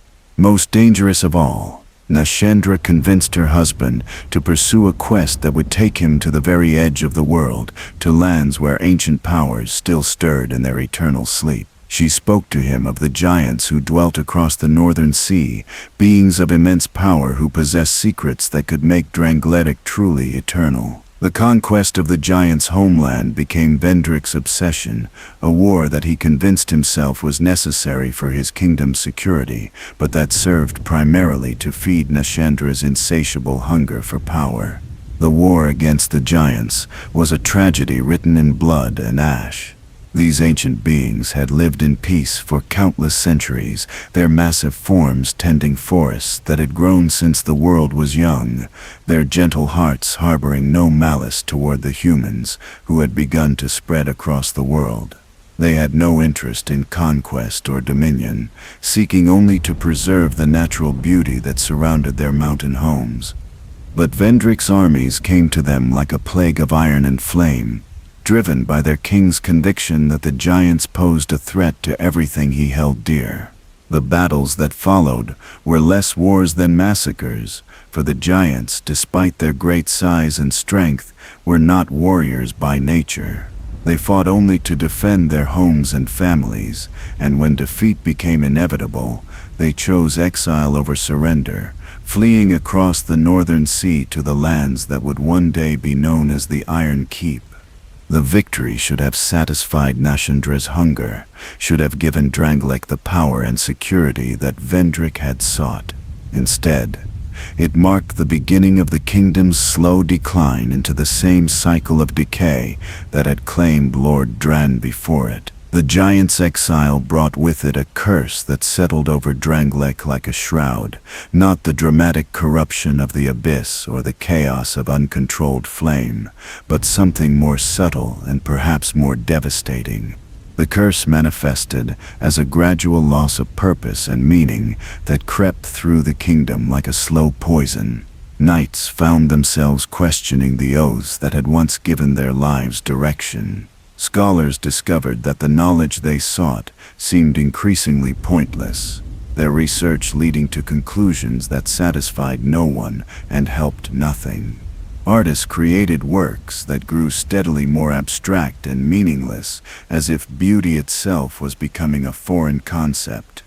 Most troubling of all, the people of Drangleic began to lose their memories, not the dramatic, complete forgetting of the undead curse, but a more selective amnesia that stole away the connections between past and present, making it impossible to learn from experience or build upon previous achievements. Fathers forgot the lessons they had hoped to teach their sons. Craftsmen lost the skills that had been passed down through generations. Even the kingdom's history began to fade from record, as scribes found themselves unable to remember why the events they recorded had seemed important enough to preserve. Vendrick, watching his great work crumble around him, finally began to understand the true nature of what he had married. Nashandra's true form revealed itself gradually, her beautiful features giving way to something darker and more alien. Her loving words replaced by demands that grew ever more extreme and unreasonable. The woman he had loved had never truly existed, had been nothing more than a mask worn by a fragment of ancient darkness that sought to claim not just him, but everything he had built. The realization broke something fundamental within the king's heart. Rather than confront his wife directly, knowing that such a battle would only bring more suffering to his already cursed kingdom, Vendrick chose a different path. He gathered around himself the most powerful souls and artifacts he could find, including the fragments of ancient power that he had claimed from the giant's homeland, and retreated to the deepest chambers of his castle. There, surrounded by protective wards and loyal guardians, he waited for someone else to finish what he no longer had the strength to complete. For Vendrick had finally understood the truth that had eluded even the gods of Lordran. The cycle could not be broken by force or clever planning, could not be ended by linking flames or embracing darkness. It could only be transcended by someone who possessed both the strength to claim the power needed and the wisdom to use that power in service of something greater than personal desire. The king had failed in this task, had been too blinded by love and ambition to see the trap that was closing around him until it was too late. But perhaps another would come, someone who had learned from his mistakes, someone who could succeed where he had failed, and so he waited, growing more hollow with each passing year, but never quite losing the spark of hope that had once made him great. Drangleic settled into its cursed twilight, becoming a kingdom of half-remembered dreams and fading aspirations. New undead began to appear, drawn by the same mysterious force that had once called the cursed to Lordran. They came from distant lands, following rumors and prophecies that spoke of a way to break the curse that bound them, a path to redemption that could be found in the depths of the kingdom's ancient strongholds. These new undead found a land that was both familiar and strange, echoing the patterns of ages past while remaining distinctly its own creation. Ancient mechanisms still functioned despite the absence of those who had built them. Bonfires burned in chambers where no one remembered lighting them, and in the deepest places, where darkness gathered like pools of shadow, fragments of power waited for those brave enough or desperate enough to claim them. The merchants and travelers who still moved along Drangleic's roads spoke in whispers of the bearer of the curse, a chosen one who would rise from among the undead to gather the great souls that had been scattered throughout the kingdom. This figure would face trials that echoed those of the chosen undead who had come before, but the challenges would be different, shaped by the particular sorrows and failures that had claimed this new land. Some said the bearer of the curse would succeed where Vendrick had failed, would find a way to break the cycle of death and rebirth that bound the undead to their hollow fate.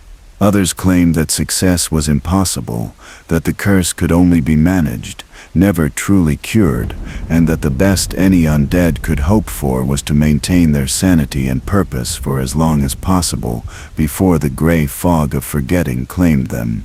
But all agreed that someone would come, someone who carried within them the spark of something more than mere survival.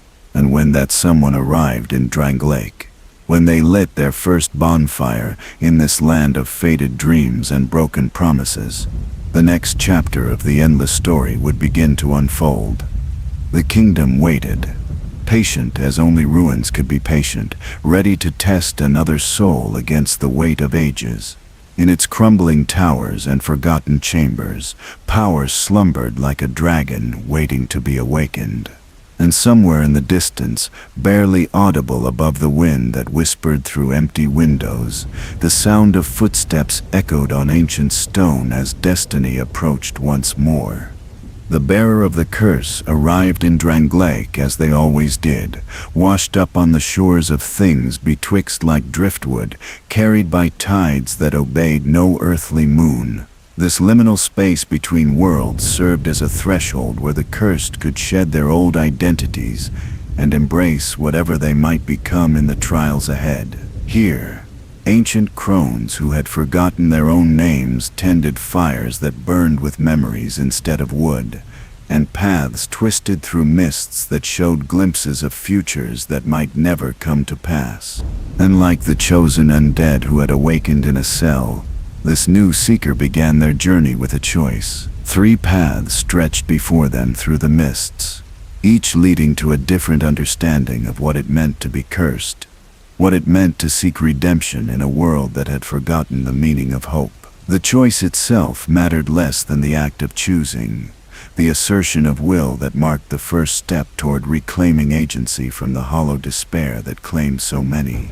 Majula waited beyond the mists like a promise, half-remembered from childhood dreams. This seaside hamlet had once been a thriving port, its docks welcoming ships from across the known world, its lighthouse guiding travelers home through the darkest nights. Now it served a different purpose, becoming a sanctuary for the lost and cursed, a place where those who had forgotten their names could rest beside an eternal bonfire and remember, however briefly, what it felt like to belong somewhere.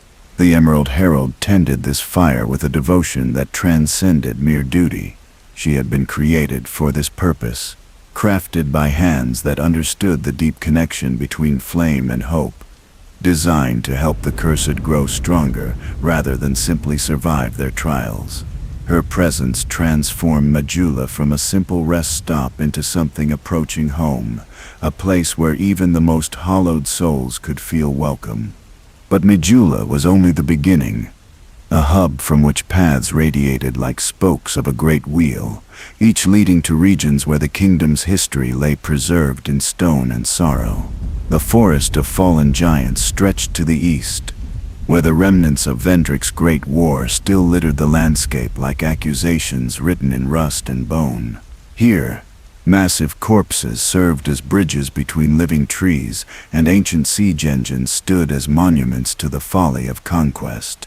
The giants themselves were gone, fled to distant lands, or transformed into something that barely resembled their former selves.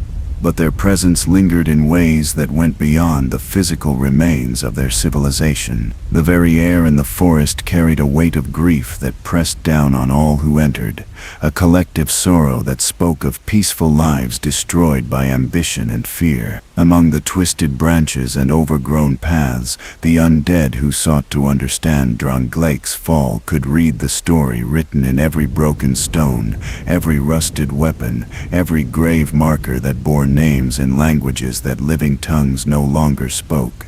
The last giant waited in the depths of the forest like a living embodiment of loss itself. This creature had once been mighty beyond imagining, its form towering above the tallest trees, its strength capable of reshaping landscapes with a single gesture. But Vendrick's war had broken more than just its body, leaving behind something that existed in a state between life and death, neither fully alive nor completely gone. When the bearer of the curse finally faced this tragic remnant, the battle was less conquest than mercy, ending a pain that had endured far too long. From the giant's essence came the first of the great souls that the bearer would need to complete their journey, but with it came understanding of a different sort. This was not the clean victory that stories promised, not the defeat of evil by good, but something more complex and painful. The last giant had been no villain, merely a survivor of a tragedy that had claimed an entire race. Its death was necessary for the greater purpose, but that necessity carried its own weight of sorrow. Beyond the forest, other regions of Drangleic revealed their own chapters in the kingdom's long decline.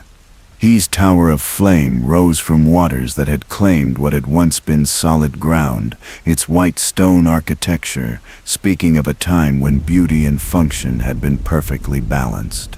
The knights who still walked its flooded halls moved like sleepwalkers through a dream of their former glory, their blue-tinged armor marking them as guardians of something that no longer existed. The tower itself served as a monument to the gradual nature of Drangleics fall. Unlike Lordran's dramatic battles between gods and dragons, this kingdom had succumbed to subtler forces, to the slow erosion of purpose and meaning that left behind beautiful shells empty of their original significance. The knights still guarded their posts, but they had forgotten what they were protecting. The cathedral still welcomed worshippers, but the prayers offered there were directed toward gods whose names had been lost to time. In the depths beneath Hyde, the old dragon slayer waited like an echo of battles fought in distant ages. This figure bore a striking resemblance to Ornstein, the legendary knight who had served Lord Gwyn in Lordran's Golden Age, but something fundamental had changed. Where Ornstein had embodied the ideals of knighthood, this dark reflection represented what happened when those ideals were stripped of their meaning, leaving behind only the forms and rituals of honor without its substance. The battle in the cathedral's depths revealed the hollow nature of tradition, without understanding, of forms preserved long after their purpose had been forgotten. The old dragon slayer fought with skill that matched any legendary warrior.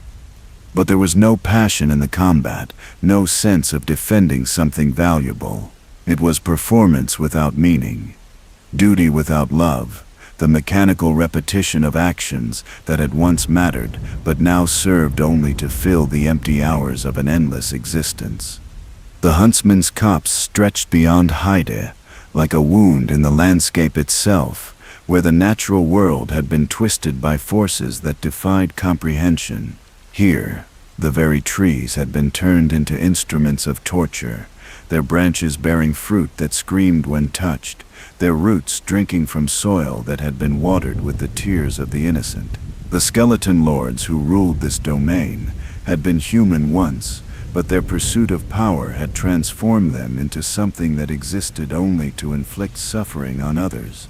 Yet even in this place of horror, beauty persisted in unexpected forms. Flowers bloomed in clearings where no foot had trod for centuries, their petals glowing with inner light that seemed to push back against the surrounding darkness. Springs of clear water bubbled up from underground sources, offering healing to those brave enough to drink, despite the warnings carved into stones that had been placed by long-dead hands. The bearer of the curse walked these varied paths, not as a conqueror, but as a student, learning from each encounter what it meant to persist in the face of inevitable decline. The great souls they gathered were not trophies, but teachers, each one carrying within its essence the story of how power could be gained and lost, how the mightiest beings could fall victim to their own fundamental nature. The rotten waited in the depths of the gutter, a being formed from the collective refuse of Drangleic's decline, given life by the sheer weight of accumulated despair. This creature was not evil, but rather the inevitable result of a kingdom that had lost its way, the physical manifestation of what happened when a civilization began to consume itself from within. Its destruction was less victory than cleansing, removing a symptom of the deeper disease that had claimed Drangleic's heart. The Duke's dear Freya lurked in the depths of Brightstone Cove, where scholars had once gathered to pursue knowledge with the same fervor that had driven their predecessors in Seath's archives. But their research had led them down paths that human minds were not meant to travel, transforming them into hollow shells that served a spider of impossible size and malevolent intelligence. Here, the pursuit of knowledge had become its own curse, creating monsters from those who had started as seekers of truth. And in the Iron Keep, where the exiled giants had made their final stand, the old Iron King ruled over a domain of molten metal and mechanical precision. His great machines still functioned despite the absence of those who had built them, pumping magma through channels that carved intricate patterns in the bedrock, forging weapons and armor that no one would ever wear. The king himself had become part of his own creation, his flesh fused with the metal he had learned to love more than human companionship. Each great soul claimed added to the bearer's power, while also deepening their understanding of the futility that seemed to define all earthly ambition. The old Iron King had sought to create something permanent and beautiful, but his creations served no purpose beyond their own existence. Freya had pursued knowledge with single-minded dedication, but that knowledge led only to isolation and madness. The rotten had been born from the collective pain of countless souls, but its existence eased no suffering and created only more. Yet the bearer persisted, driven by something deeper than mere curiosity or ambition. Perhaps it was hope, or perhaps it was simply the refusal to accept that all stories must end in tragedy. With each trial overcome, each impossible challenge met and conquered, they proved that even in a world where gods could fall and kingdoms could crumble to dust, individual will could still matter. The path to Drangleic Castle opened before them, like the pages of a book that had been sealed for centuries, its secrets finally ready to be revealed to one who had proven worthy through trial and sacrifice. Beyond its gates lay the answers they sought, the truth about the curse that bound them, and perhaps, if they proved strong enough and wise enough, a way to break free from the cycle that had claimed so many before them. But those revelations waited in chambers yet unexplored, in conversations yet to be held with kings who had forgotten their own names, and queens who wore faces that were not their own. The bearer of the curse stood on the threshold of understanding, but the final test still lay ahead, challenging not just their strength, but their very conception of what it meant to be human in a world that had forgotten why such a thing might matter. The approach to Drangleic Castle unfolded like a pilgrimage through memory itself, each step carrying the bearer of the curse deeper into the heart of the kingdom's greatest tragedy. The path wound through gardens that had once been the pride of royal groundskeepers, where topiary sculptures still maintained their shapes, despite decades without tending, and fountains continued to flow with water that reflected skies no living eye remembered seeing. The castle's outer walls rose before them like a testament to human ambition at its peak, every stone perfectly placed, every arch calculated to inspire awe in those who approached. Yet for all its grandeur, something felt hollow about the structure, as if the builders had focused so intently on creating an impression of strength that they had forgotten to build actual strength into their creation. The walls were magnificent but fragile, the towers impressive but somehow insubstantial, as though the entire edifice might crumble if examined too closely. Within the castle's halls, the bearer encountered guardians that reflected the kingdom's fundamental confusion about its own identity. Stone soldiers stood at attention in corridors where no one had walked for years, their carved faces bearing expressions of dedication to duties they could no longer remember. Royal knights patrolled chambers that contained nothing worth protecting, their loyalty preserved in perfect form while its object had long since vanished into the mists of forgotten purpose. The throne room itself was a masterpiece of architectural ambition, its vaulted ceiling stretching toward heights that seemed to mock the earthbound concerns of those who walked beneath them. Stained glass windows cast patterns of colored light across floors that had been polished to mirror brightness, creating an effect that was both beautiful and deeply unsettling. Everything about the space spoke of power and authority, yet it felt fundamentally empty, like a stage set waiting for actors who would never arrive. And there, upon a throne carved from stone that had never known the touch of chisel or hammer, sat the remnant of what had once been King Vendrick. The man who had dreamed of surpassing even the gods of Lordran had been reduced to something barely recognizable as human. His form hollowed out by centuries of despair and self-recrimination. He wandered his throne room in endless circles, mumbling words that might have been prayers or curses, or simply the last echoes of thoughts that had once held meaning. The sight of the fallen king struck the bearer with a grief that transcended personal loss, speaking to something deeper about the nature of ambition and the price of loving too much and too blindly.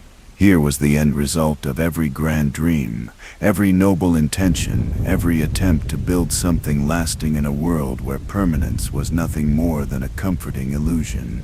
Vendrick had achieved everything he had set out to accomplish, had created a kingdom that rivaled the greatest civilizations of the past, and it had all crumbled to dust in his hands.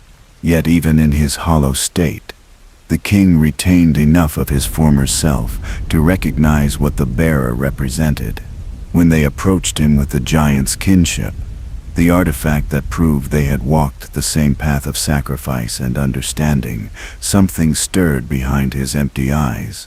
For just a moment, the fog of centuries seemed to lift, allowing glimpses of the man he had been before love and ambition had led him astray. "Seeker of fire," he whispered, his voice carrying the weight of ages and the pain of hard-earned wisdom. "You know not the depth of dark within you.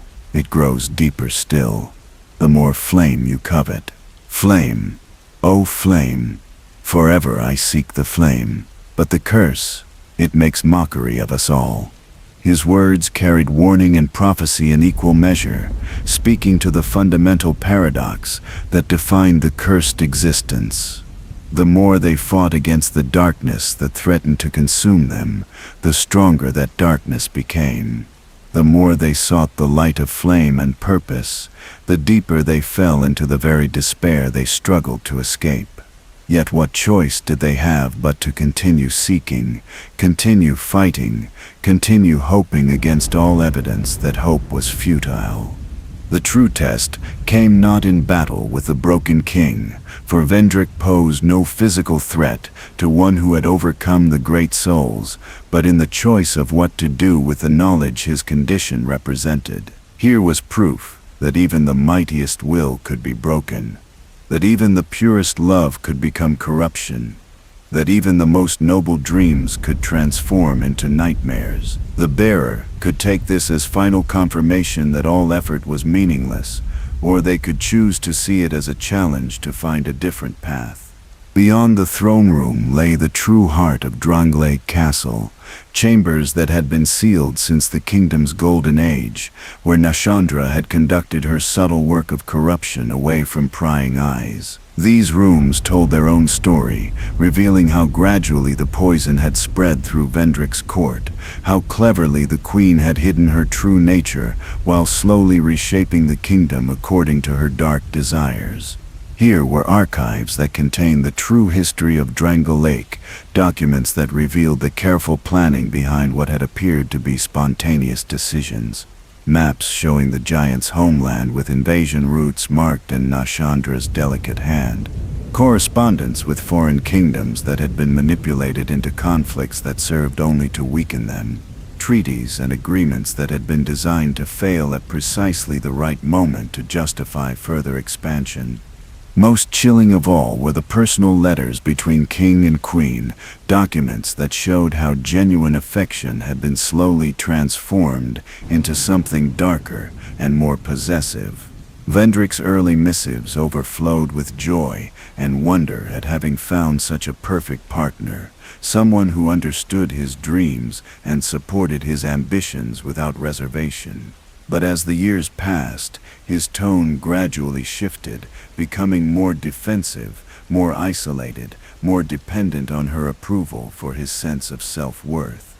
Nashandra's replies were masterpieces of manipulation disguised as devotion, each one carefully crafted to deepen Vendrick's dependence while appearing to offer unconditional support. She encouraged his suspicions of his advisors while positioning herself as the only one he could truly trust. She fed his ambitions while subtly directing them toward goals that served her hidden agenda. Most insidiously, she made him believe that every destructive choice was his own idea, arrived at through careful reasoning rather than her gentle guidance. The bearer of the curse studied these documents with growing understanding of how the strongest souls could be led astray, not through violence or obvious temptation, but through the corruption of their greatest virtues. Vendrick's love had been real and pure, but it had also been naive, unprepared for the possibility that the object of that love might not be what it appeared to be. His ambition had been noble in its origins, genuinely aimed at creating something beautiful and lasting, but it had been redirected toward conquest and control through appeals to his protective instincts. When they finally faced Nashandra herself, it was almost anticlimactic after the weight of understanding that preceded it. The queen who had appeared so beautiful and wise revealed her true form as something that existed primarily as hunger, a void in the shape of a woman that could never be filled, no matter how much it consumed. Her attacks were less violence than desperate attempts to claim something that might finally satisfy the emptiness at her core. The battle unfolded not as an epic confrontation between hero and villain, but as a kind of exorcism, helping a tormented soul find release from desires that had grown too large for any earthly satisfaction to contain. When Nashandra finally fell, dissolving into shadows that seemed almost grateful to be released from their endless wanting, the bearer felt not triumph but a deep sadness for what she might have been, if the darkness within her had been balanced by wisdom or compassion. But even Nashandra's defeat did not represent the true end of their journey. Deep beneath the castle, in chambers that had been forgotten by everyone except those who had built them, waited the real source of the curse that bound all undead to their hollow fate. The throne that bore the name Throne of Want waited in a circular chamber where ancient mechanisms hummed with power that predated the kingdom itself. This was where the bearer would make their ultimate choice, sitting upon a throne that represented not rulership, but the fundamental hunger that drove all conscious beings. They could claim the power that waited here, accepting the burden of guiding the world's fate, while knowing that their reign would inevitably end, as all reigns did, in decline and fall, and the rise of someone else who believed they could do better, or they could reject the throne entirely, walking away from power and leaving the world to find its own path toward whatever future awaited. The choice mattered less than the understanding that preceded it, whether they claimed the throne or rejected it, linked the flame or allowed it to fade. The cycle would continue because that was the nature of existence itself. But within that cycle, individual choices still mattered. Individual acts of courage or compassion or wisdom could still make a difference, even if that difference was temporary and small. As the bearer of the curse settled into their decision, whether it led them to the throne or away from it, they carried with them the lessons learned from Vendrick's tragedy and Nashandra's hunger. They understood now that the curse was not something that could be defeated through strength or cleverness, but something that could only be transcended through acceptance of the fundamental impermanence that defined all existence. The kingdom of Drangleic would endure or fall based on choices yet to be made by people yet to be born. The curse would claim new victims and create new heroes in endless succession. The flame would be linked or allowed to fade, and both choices would prove to be both right and wrong depending on perspectives that shifted with the turning of ages. But in this moment, in this choice, the bearer had proven that even cursed souls could choose their own path, could act according to their own understanding of what mattered rather than simply responding to the forces that shaped them. And perhaps, in the end, that was enough. Not victory, but agency. Not permanent change, but the assertion of will in the face of circumstances that seemed to render will meaningless. The throne waited, patient as only objects could be patient, ready to bear whatever choice was made with the same indifference it had shown to all previous occupants. And in that indifference lay a kind of peace, the recognition that the universe itself was neutral, that meaning and purpose were things that conscious beings brought to existence rather than discovered within it. Eons beyond counting had passed since the bearer of the curse made their choice in the depths of Drangleic Castle. The world had turned and changed. Kingdoms had risen and fallen like waves upon an endless shore, and still the cycle continued, each iteration a variation on themes that had been established when the first flame kindled in the darkness of the Age of Ancients. Yet something was different this time. A quality in the air that spoke of endings that might actually prove final, of conclusions that would not simply lead to new beginnings. The lands that had once been separate kingdoms, each with their own distinct culture and character, had begun to converge upon a single point like rivers flowing toward an inevitable sea. Lordran's ancient structures jutted from landscapes that bore the scars of Drangleic's ambitions, while fragments of civilizations that had never been properly recorded in history books lay scattered across territories that seemed to exist in several time periods simultaneously. This convergence was not a political or military phenomenon, but something far more fundamental. The very fabric of reality had begun to fray at its edges, allowing disparate moments in history to overlap and intermingle in ways that defied conventional understanding. Warriors from ages long past found themselves walking paths alongside knights whose kingdoms had not yet been born.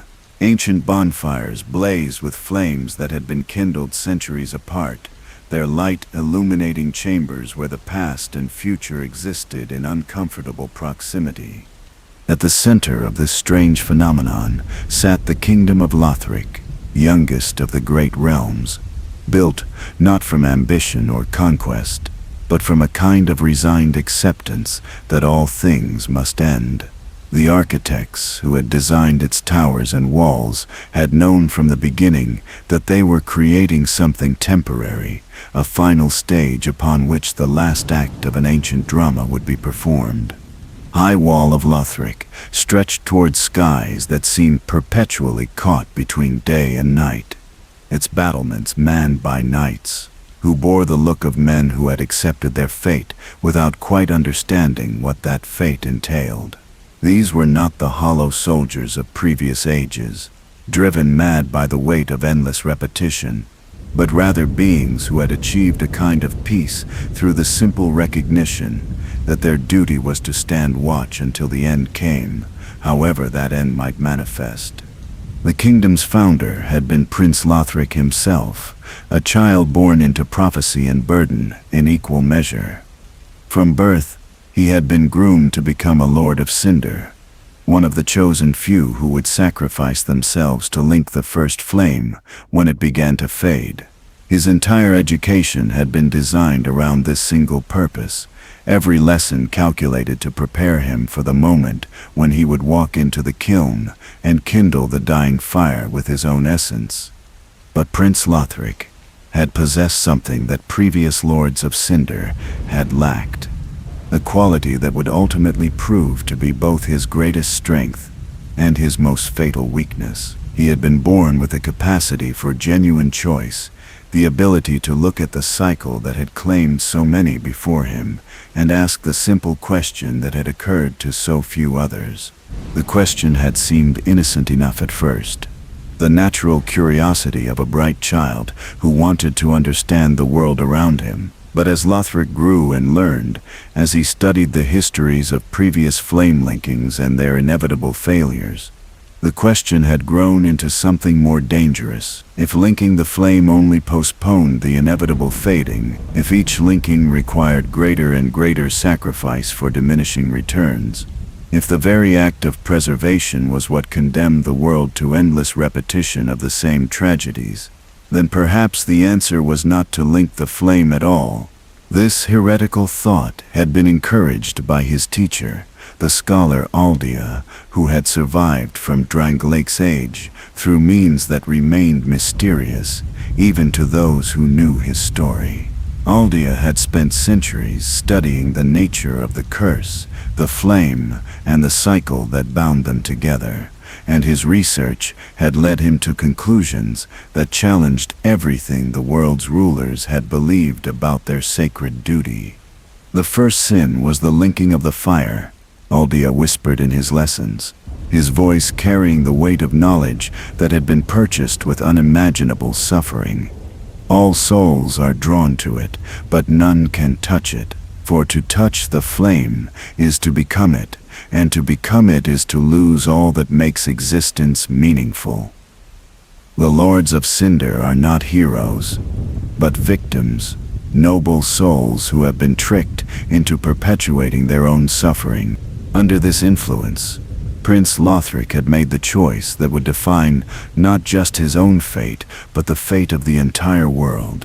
When the time came for him to fulfill his prophesied role, when the messengers arrived to escort him to the kiln of the first flame, he simply refused, not with violence or dramatic proclamation, but with the quiet dignity of someone who had thought deeply about their decision and found peace in their conclusion. His refusal had sent shock waves throughout the kingdom and beyond, for never in all the recorded histories had a chosen Lord of Cinder simply declined to fulfill their destiny. The flame continued to fade, growing weaker with each passing day, and no amount of pleading or threatening could convince the prince to reconsider his decision.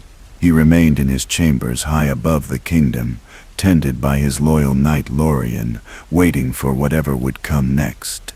But Lothric's refusal had not been the only crack in the foundation of the Age of Fire. Across the converging lands, other lords of Cinder, who had previously linked the flame, were stirring in their tombs, drawn back to a mockery of life by the desperate need to find someone, anyone, who could take up the burden that the prince had rejected. These resurrected heroes found themselves in a world that no longer quite made sense, where their previous sacrifices seemed to have accomplished nothing beyond buying time for more sacrifice. The Abyss Watchers had been the first to answer the call, rising from their graves in the depths of Farron Keep, where they had battled the spreading darkness for countless generations. These noble warriors had dedicated their existence to preventing the Abyss from consuming the world, taking upon themselves the corruption they fought against until they could no longer distinguish between their mission and their enemy. Now they fought endless battles against each other, their swords stained with the blood of former comrades, unable to break free from the cycle of violence that had defined their purpose. St. Aldrich had returned as well, though what emerged from the Cathedral of the Deep bore little resemblance to the holy man who had originally linked the flame. His resurrection had awakened hungers that his saintly nature had never known, transforming him into something that consumed not just flesh, but souls themselves, growing ever larger and more terrible with each victim claimed. The cathedral where he had once preached salvation had become a charnel house where the faithful were fed to their supposed savior's insatiable appetite. Giant Yorm had risen in the ruins of the profane capital, a king who had once loved his people enough to sacrifice himself for their sake, only to discover that his sacrifice had failed to prevent their destruction. Now he sat upon a throne in a city of ash, surrounded by the bones of those he had tried to save, his great size serving only to emphasize his isolation and the futility of his previous noble gesture. Each of these resurrected lords carried within themselves the weight of their failure, the knowledge that their previous sacrifice had accomplished nothing beyond perpetuating a system that created more suffering than it alleviated. They had become hollow not through repetition and forgetting, as had claimed so many undead, but through the crushing realization that their greatest achievement had been meaningless. Into this world of convergence and despair came one more, Ashen, another in the long line of undead who had been called to fulfill destinies they barely understood.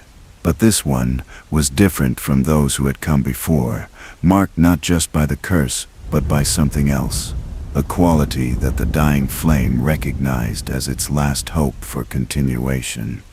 The Ashen One had failed before, had once been called to link the flame, and had proved unworthy of the task. Too weak or too cowardly to complete the sacrifice required, they had died in the attempt, their body reduced to ash, their soul scattered to the winds of fate. By all rights, they should have remained forgotten. Another name on the endless list of those who had tried and failed to make a difference. But the flame's desperation had grown so great that it was willing to call back even its failures, to offer second chances to those who had previously disappointed. The Ashen One rose not as a chosen hero, but as a last resort, someone given another opportunity, not because they had earned it, but because no one else remained who might succeed where they had failed. Their journey began in the cemetery of ash, where the remnants of previous lords of Cinder lay scattered like accusations written in bone and dust. Here they would learn the skills needed to survive in a world where hope itself had become a scarce resource, where every bonfire might be the last they ever saw, where every victory might prove to be nothing more than a delay of inevitable defeat. The tutorial was gentle, as all beginnings should be, but beneath its surface lay hints of the magnitude of what lay ahead. This was not just another cycle, not just another repetition of patterns that had played out countless times before. This was the end, one way or another, the final chapter in a story that had been written in fire and blood across eons of struggle and sacrifice. The Ashen One would walk paths that echoed previous journeys while remaining uniquely their own. They would gather the strength needed to face gods and monsters, to challenge the very foundations of existence, to make choices that would determine not just their own fate, but the fate of all reality. Whether they would succeed or fail, whether they would find a way to break the cycle, or simply perpetuate it once more, remained to be seen. But in the gathering twilight of the Age of Fire, as ancient powers stirred and long-dead kingdoms converged upon their final destiny, one thing had become clear. The time for half measures and temporary solutions had passed. Whatever happened next would be decisive, final, complete. The age of repetition was ending, and whatever came after would be something entirely new. The Ashen One's awakening in the Cemetery of Ash marked the beginning of a pilgrimage that would carry them through realms where time itself had lost its meaning. Each step forward was also somehow a step backward, through layers of history that had accumulated like sediment in the depths of an ancient sea. The very air seemed thick with memory, carrying whispers of conversations held centuries apart, but somehow occurring simultaneously in this strange twilight of existence. Firelink Shrine awaited them, as it had awaited so many others. But this iteration of the sacred space carried a weight of finality that previous versions had lacked. The Firekeeper, who tended the central bonfire, possessed eyes that had been taken from her so that she might see truths too terrible for normal vision to bear. Her blindness was not a curse, but a gift, allowing her to perceive the connections between all flames, all souls, all the countless iterations of this moment that stretched backward through time like reflections in facing mirrors. "Welcome, Ashen One," she said as they approached her shrine, her voice carrying harmonics that spoke of power held in careful restraint. "I tend to this flame, as countless others have tended countless others before me. But something is different this time. The fire speaks to me of endings that might actually prove final, of changes that cannot be undone." Around the shrine, other figures had gathered like moths drawn to the dying light.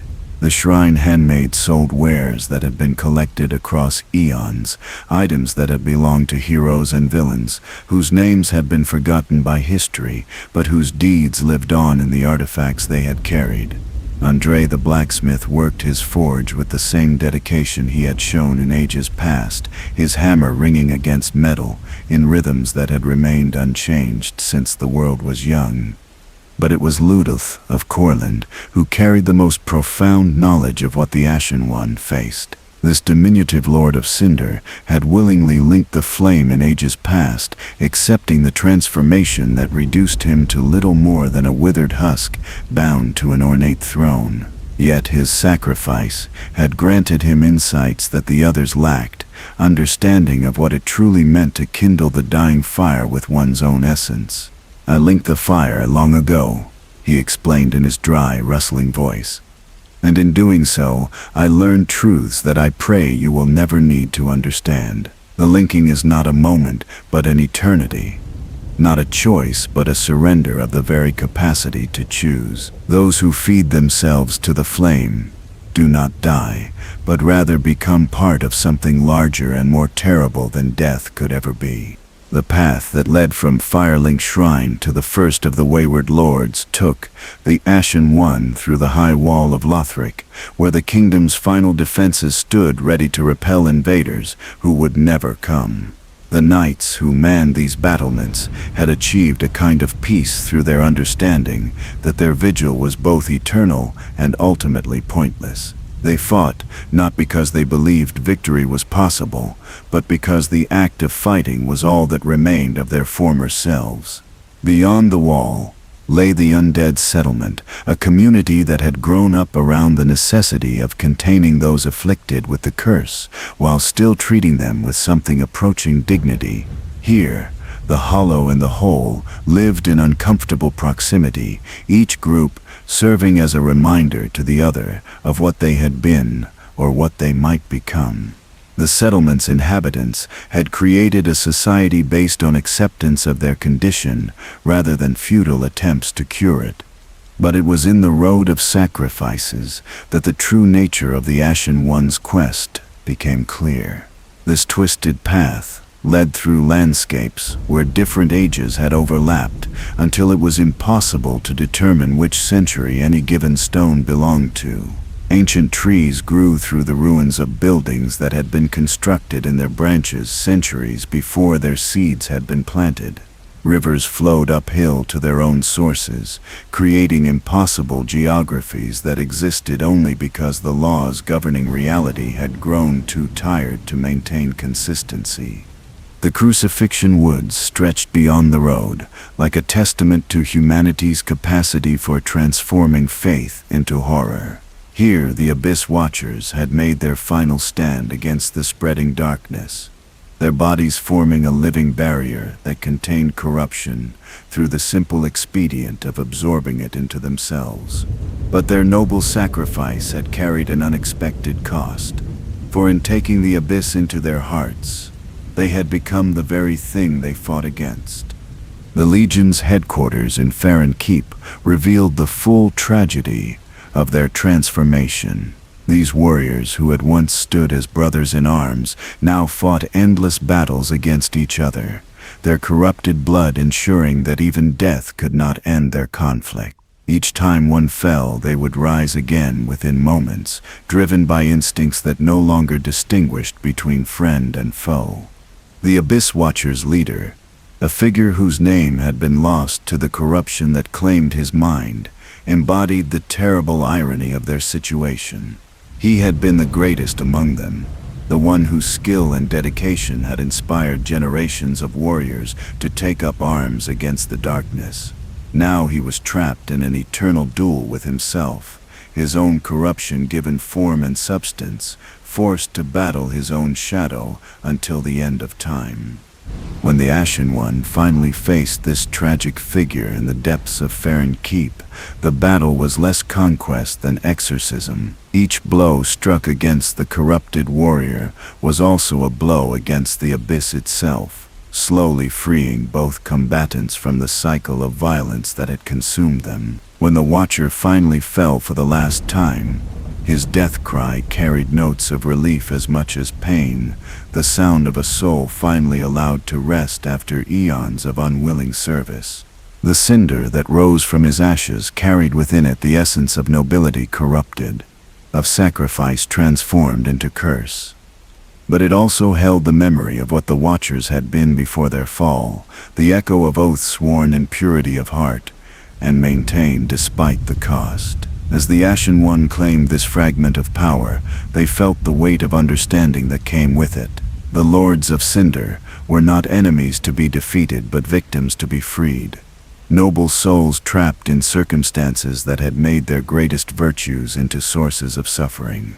The Cathedral of the Deep revealed a different kind of tragedy, where faith itself had been transformed into something that devoured, rather than sustained those who embraced it. Saint Aldrich had once been beloved by his followers, a holy man whose words could bring comfort to the afflicted and hope to the despairing. But his resurrection as a Lord of Cinder had awakened hungers that his previous existence had never known, transforming him into something that consumed not just flesh, but the very souls of those who worshipped him. The cathedral's halls bore witness to the gradual corruption of everything the saint had once held sacred.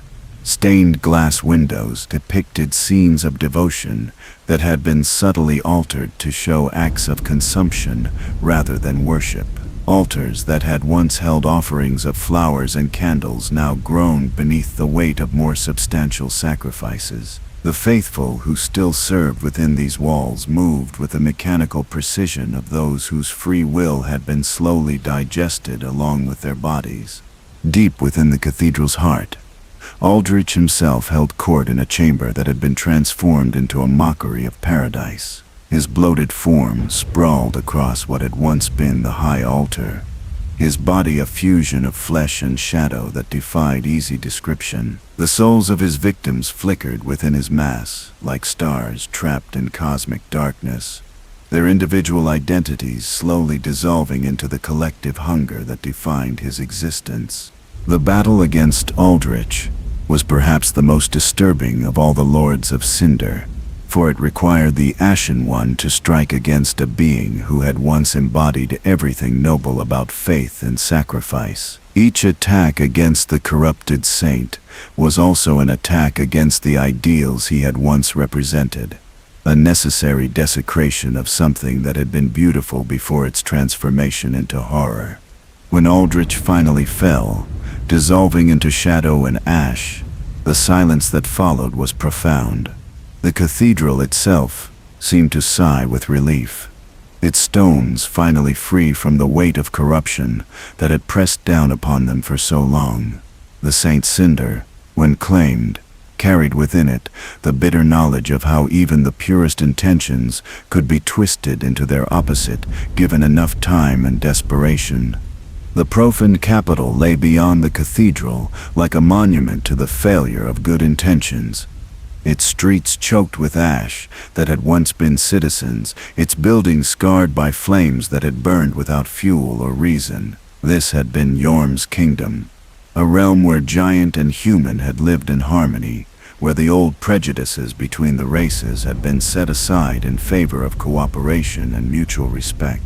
Yorm himself had been the architect of this paradise, a giant whose love for his adopted people had led him to renounce the traditional dominance of his race in favor of something approaching equality. His subjects had adored him, not as a master, but as a protector, someone who used his great size and strength in service of those who could not protect themselves. But Yorm's love had also been his downfall, for when the flame began to fade and the kingdom faced destruction, he had made the choice that seemed most logical to his generous heart. He had linked the fire himself, sacrificing his own existence to preserve the lives of those he cared about. The irony was that his sacrifice had not prevented the tragedy he sought to avoid, but had instead caused it, his transformation into a Lord of Cinder somehow kindling the very flames that consumed his capital. Now he sat alone in his throne room, surrounded by the ashes of those he had died to protect, his great size serving only to emphasize his isolation. The crown that had once symbolized his authority now seemed like a mockery, a reminder of power that had proved insufficient to protect what mattered most.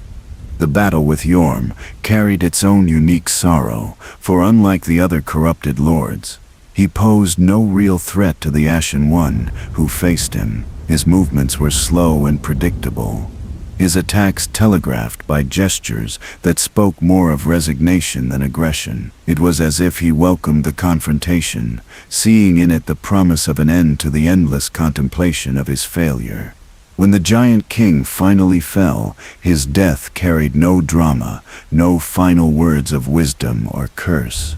He simply crumbled like a building whose supports had finally given way, his massive form dissolving into ash and ember. The cinder that rose from his remains held within it the weight of love betrayed by circumstance, of noble intentions that had created the very tragedy they were meant to prevent. With 3 of the Lords of Cinder returned to their thrones, the path to Prince Lothric finally opened, leading through gardens and courtyards that had been designed as stages for this final confrontation. The prince waited in his chambers high above the kingdom, tended by his brother Lorien, both of them prepared for the battle they knew must come. But their preparation was not the eager anticipation of warriors, but the resigned acceptance of those who had thought long and deeply about their choices and found peace in their conclusions. They would fight because fighting was expected of them. But their hearts were not in the battle. Their true victory had been the decision to break the cycle, and whatever followed was merely epilogue to that greater triumph. The revelation of what the Lords of Cinder truly represented would reshape the Ashen One's understanding of their quest, transforming it from a simple mission to restore the natural order into something far more complex and morally ambiguous. These were not villains who had abandoned their duty, but heroes who had found the courage to question whether that duty was worth performing at all. The return of 3 lords of Cinder to their thrones in Firelink Shrine created an atmosphere of profound transformation, as if the very air had grown thick with possibilities that had been dormant for ages beyond counting. The shrine itself seemed to respond to their presence, its stones warming slightly, its shadows retreating just enough to create spaces where hope might take root. Despite the overwhelming weight of history that pressed down upon everything. Yet the atmosphere was not one of celebration, but of quiet contemplation, the kind of stillness that precedes moments of irreversible change. The firekeeper moved through her duties with increased urgency, tending not just to the central bonfire, but to the smaller flames that represented each returned lord. Her blindness allowed her to perceive connections that normal sight would have missed, the threads of power and obligation that bound these resurrected heroes to their ancient purpose. "I can see them now," she whispered to the Ashen One during one of their conversations beside the ever-burning flame. "The lords sit upon their thrones, not as willing participants, but as prisoners of their own nobility. They return because they must, because their nature demands it, but their hearts carry the weight of understanding what their sacrifice truly means." The shrine had become a gathering place for more than just the lords and their attendants. Other figures arrived as if drawn by the convergence of power, each carrying their own fragment of the greater story that was reaching its conclusion. Greyret the thief spoke of expeditions into the most dangerous regions of the converging kingdoms, risking everything to recover items that might prove useful in the trials ahead. His motivation was not greed, but a simple human desire to be helpful, to contribute something meaningful to events that dwarfed individual significance.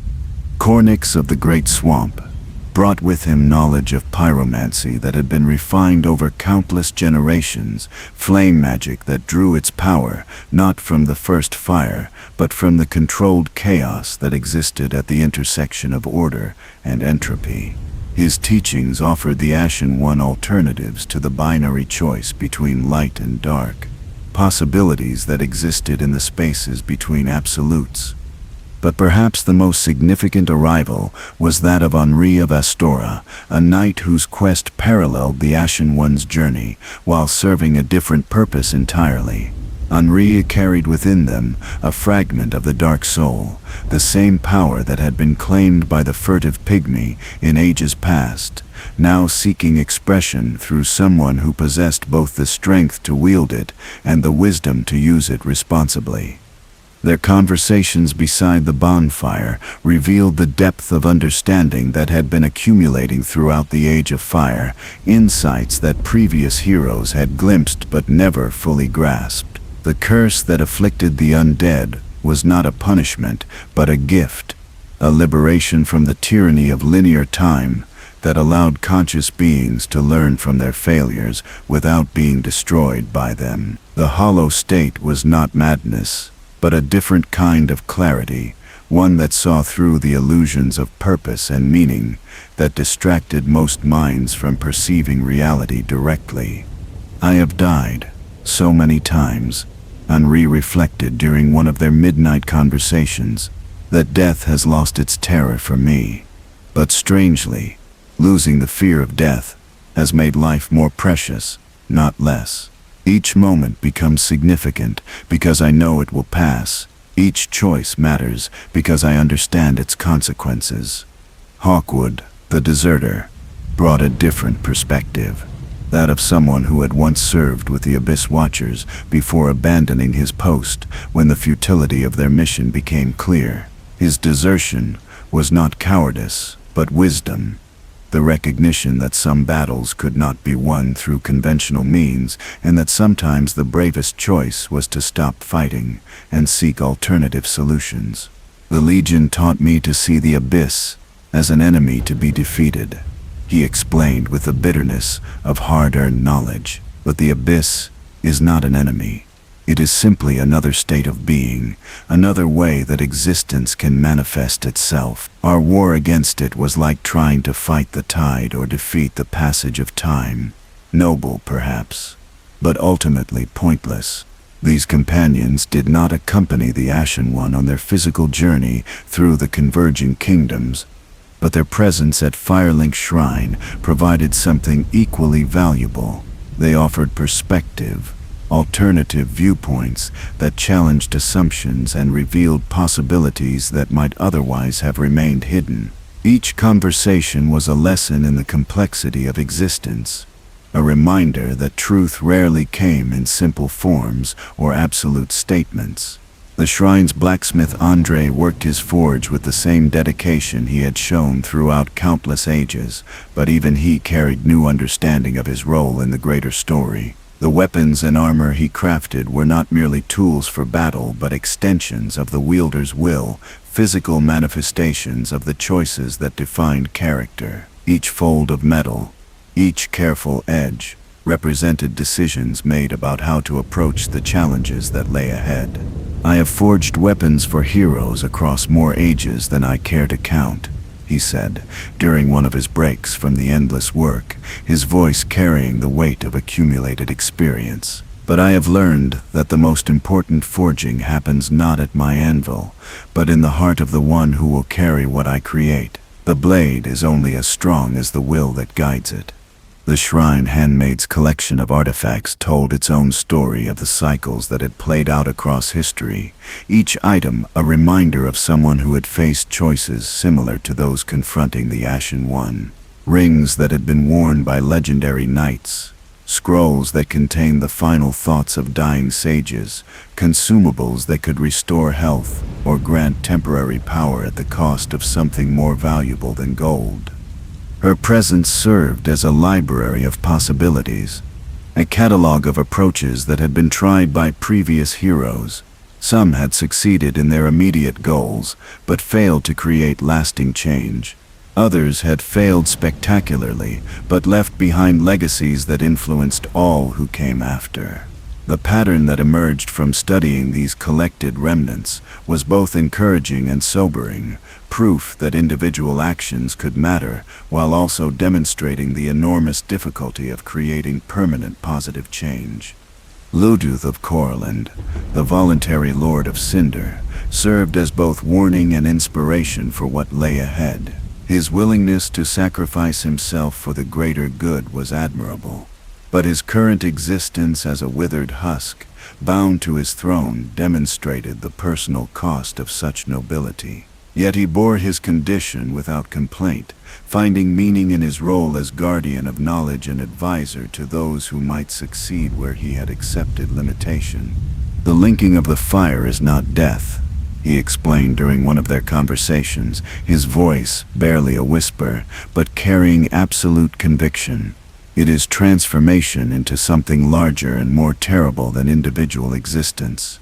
Those who choose this path do not cease to be, but rather become part of the flame itself, their consciousness dissolved into the greater burning that sustains all reality.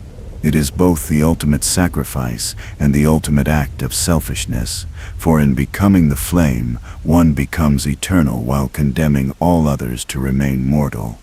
These revelations added layers of complexity to the choice that awaited the Ashen One, transforming what might have seemed like a simple decision between good and evil into something far more nuanced and difficult. The linking of the fire was not clearly right or wrong, but rather a choice between different kinds of sacrifice, different visions of what existence should become.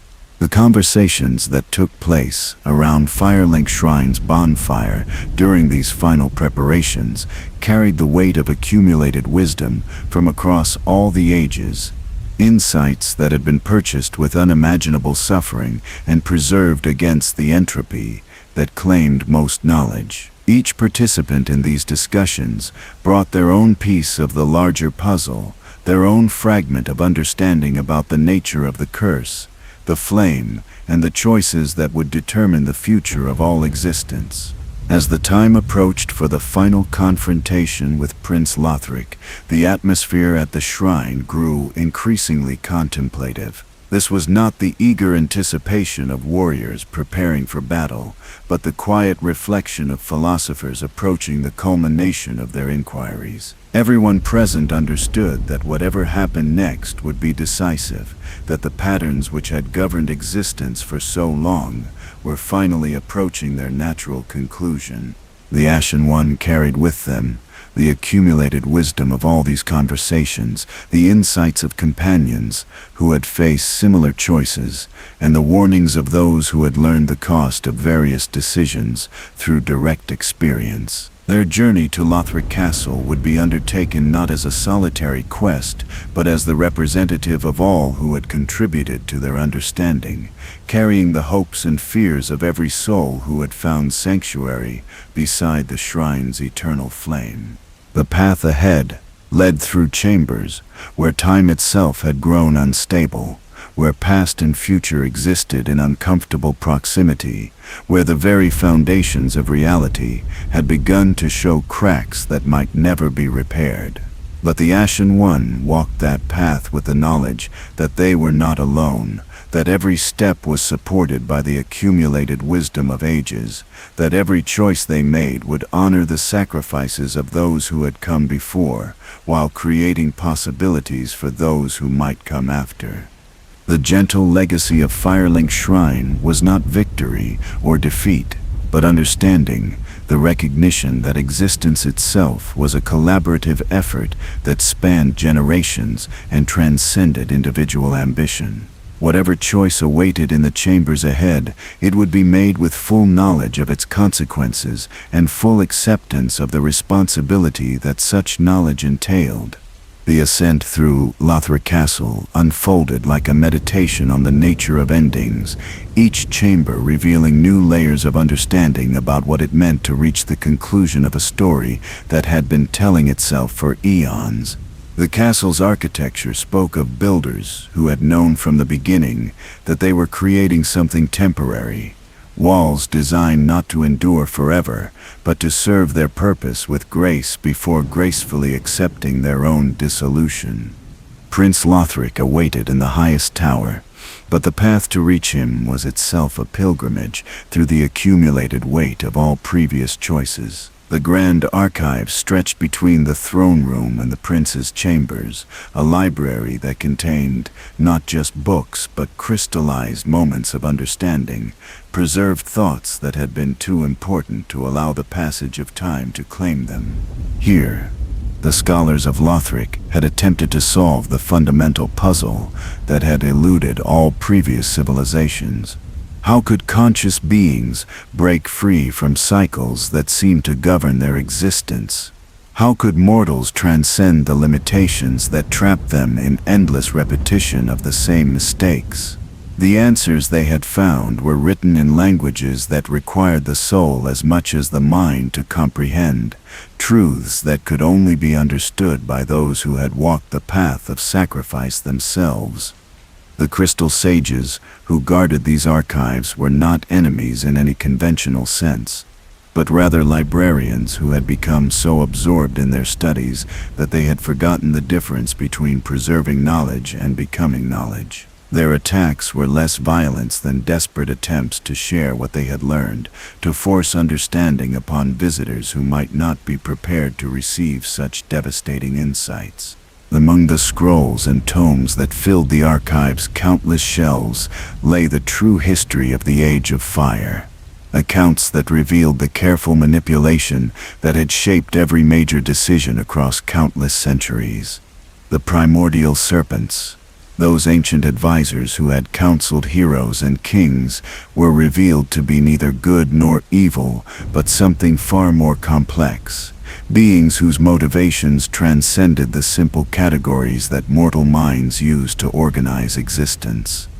Frampt and Kathi had not been opponents, but collaborators, their apparent conflict serving to create the illusion of choice, while ensuring that all possible decisions led to the same inevitable outcome.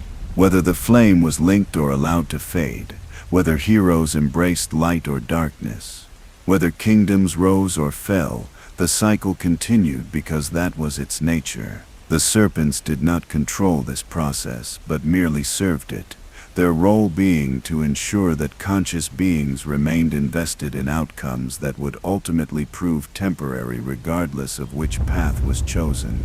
This revelation transformed the Ashen One's understanding of their entire journey, revealing it to be not a quest for salvation, but a kind of elaborate test, a final examination, to determine whether they possessed the wisdom needed to transcend the very framework within which they had been operating. The lords of Cinder they had faced, the companions they had gathered, the choices they had made, all of these had been preparation for a moment of understanding that could not be taught, but only discovered through direct experience.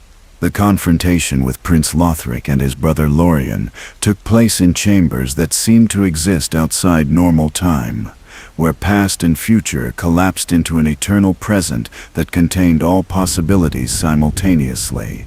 The princes fought, not as enemies but as teachers, each exchange of blows serving to illuminate different aspects of the choice that lay ahead.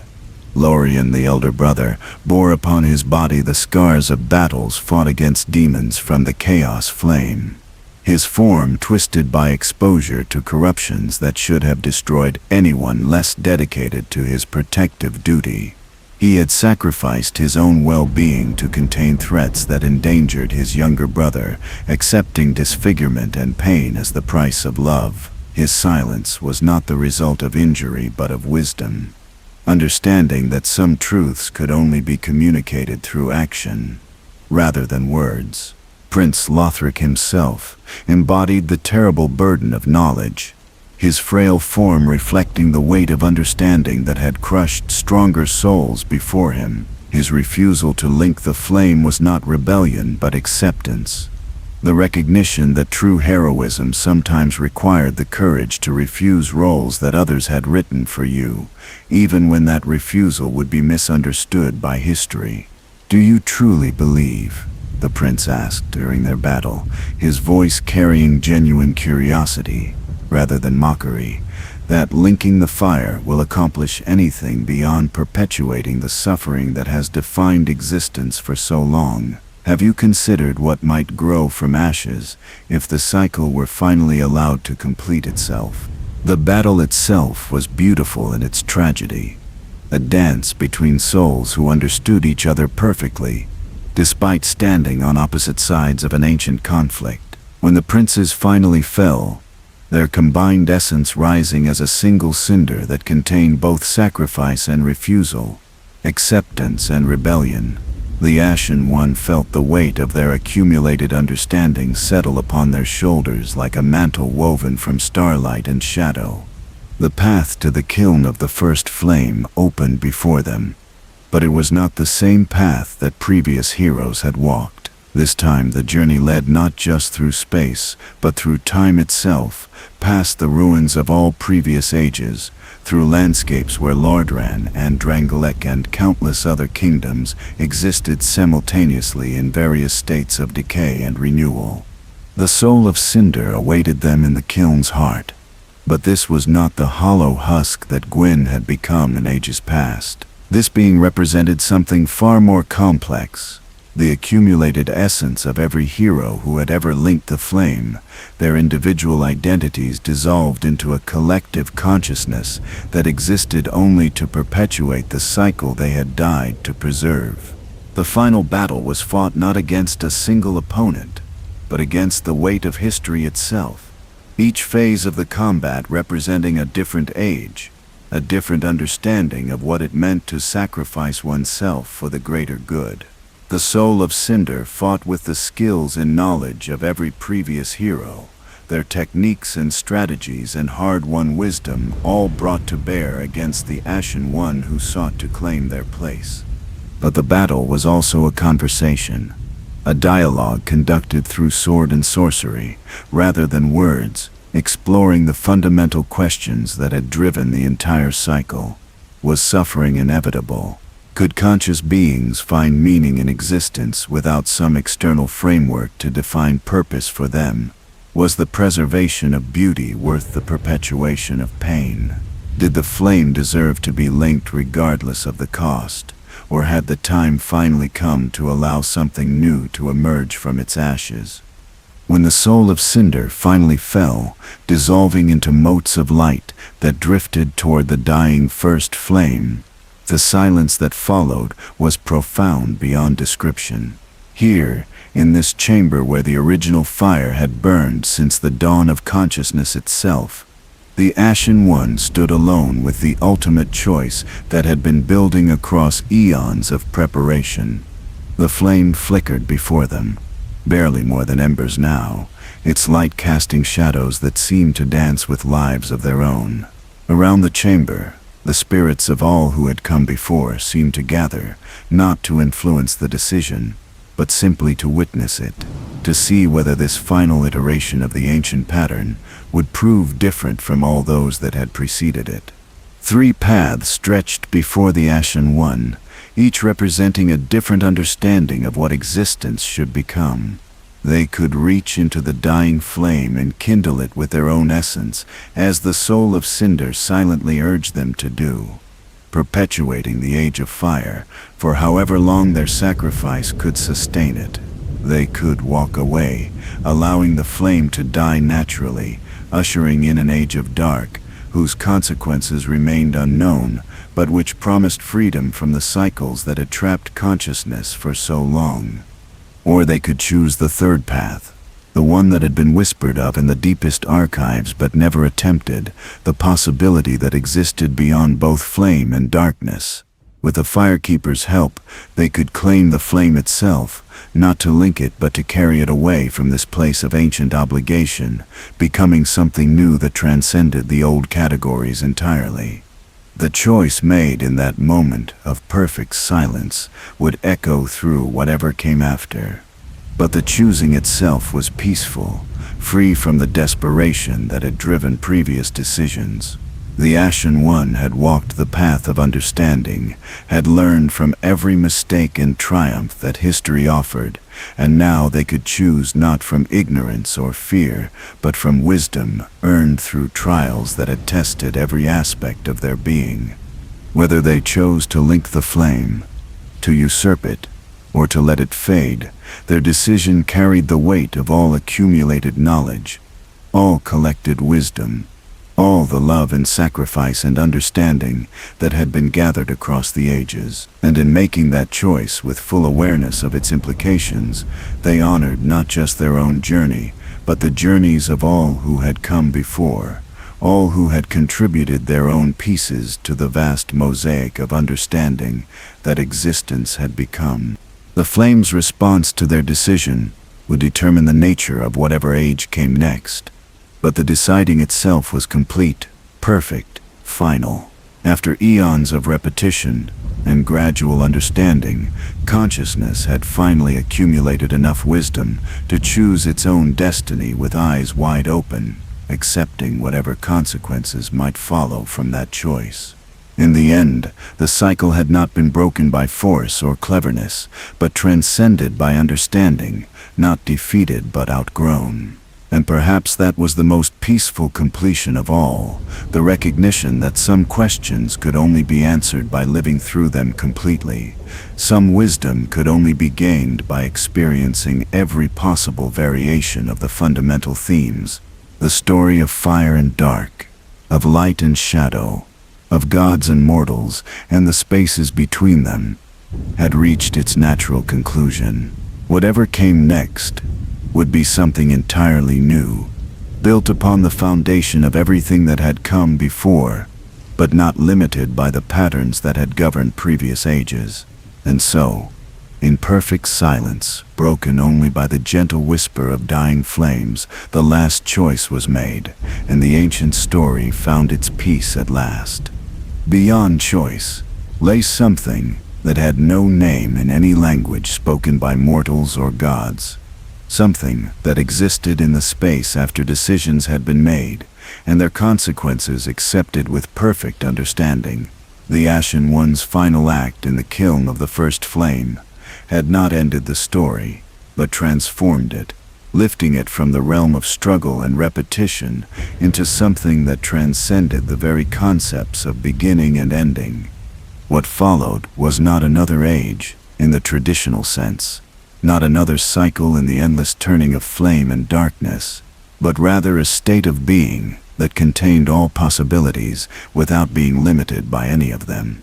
The choice made beside the dying fire had created something unprecedented, a moment of perfect balance, where light and shadow, order and chaos, hope and despair existed in harmony rather than conflict. The kingdoms that had converged upon this final moment began to settle into their new reality, like waves finding their natural level. Lordran's ancient glory, and Drangleics noble failure, and Lothric's resigned wisdom merged into a landscape that honored all three while being bound by the limitations of none. Here, the undead curse lost its sting, not because it was cured, but because its meaning had been transformed, becoming a gift rather than a burden, a doorway rather than a prison. Time itself grew gentle in this new reality, flowing like honey, rather than rushing like a river, allowing conscious beings to savor each moment, without the desperate urgency that had driven so many previous heroes to their doom. The bonfires that dotted this transformed landscape burned not with the desperate need to ward off darkness, but with the quiet contentment of flames that knew their purpose was appreciated rather than taken for granted. Those who had participated in the great story found themselves changed by its completion.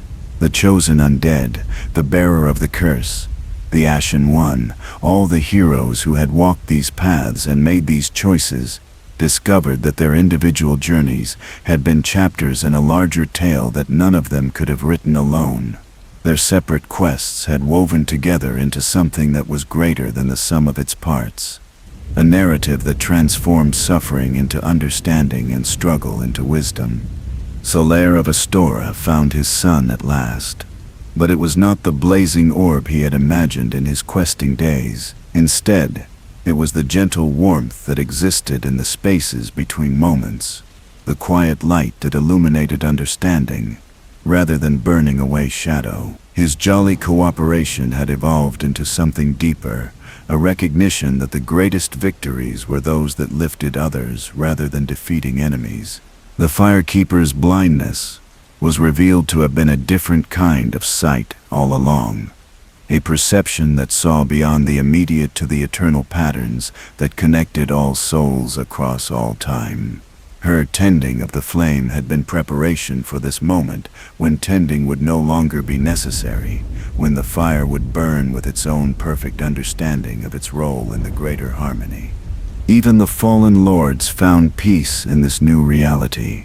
Gwyn's sacrifice was finally completed, not through endless repetition, but through the understanding that his choice had been necessary to create the conditions that allowed for transcendence. The Witch of Izalith's chaos was revealed to have been an essential ingredient in the mixture that produced wisdom, her failure serving as foundation for others' success. Nito's mastery of death became mastery of transformation, helping souls navigate the changes that brought them from one state of being to another. The primordial serpents, Frampt and Cathay, settled into their true roles as gardeners of possibility. Their ancient conflict, revealed to have been a kind of cosmic theater, designed to ensure that all viewpoints were considered before the final choice was made. Their manipulation had been guidance in disguise. Their lies had been truths too complex for unprepared minds to comprehend directly. Nashendra's hunger was finally satisfied, not through consumption, but through the recognition that what she had truly sought was connection, belonging, the end of the isolation that had defined her existence since her birth from Manas's scattered essence. In the new reality that emerged from the cycle's completion, even the children of dark found their place in the greater harmony. The giants who had been driven into exile discovered that their displacement had been necessary to teach others about the weight of consequence, the cost of choosing conquest over understanding. Their peaceful nature was honored in the new world, their wisdom about living in harmony with natural forces becoming part of the foundation upon which all future growth would build. Dragons returned to the sky, not as conquerors or victims, but as symbols of the permanence that existed within change itself.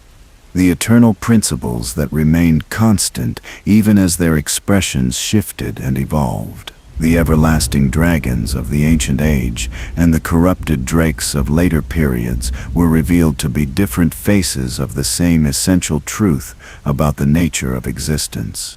In this transformed reality, the undead curse lost its terror because death itself had been revealed as simply another form of change, no more permanent or significant than the transitions from childhood to maturity or from ignorance to understanding.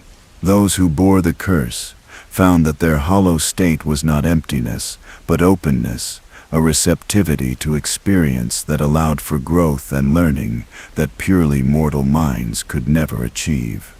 The bonfires that had served as waypoints and sanctuaries throughout the long journey were revealed to have been something more profound all along. They were not just sources of light and warmth, but nodes in a vast network of connection that linked all conscious beings across space and time. Every moment of rest beside these flames had been a moment of communion with every other soul who had ever sought comfort in their glow.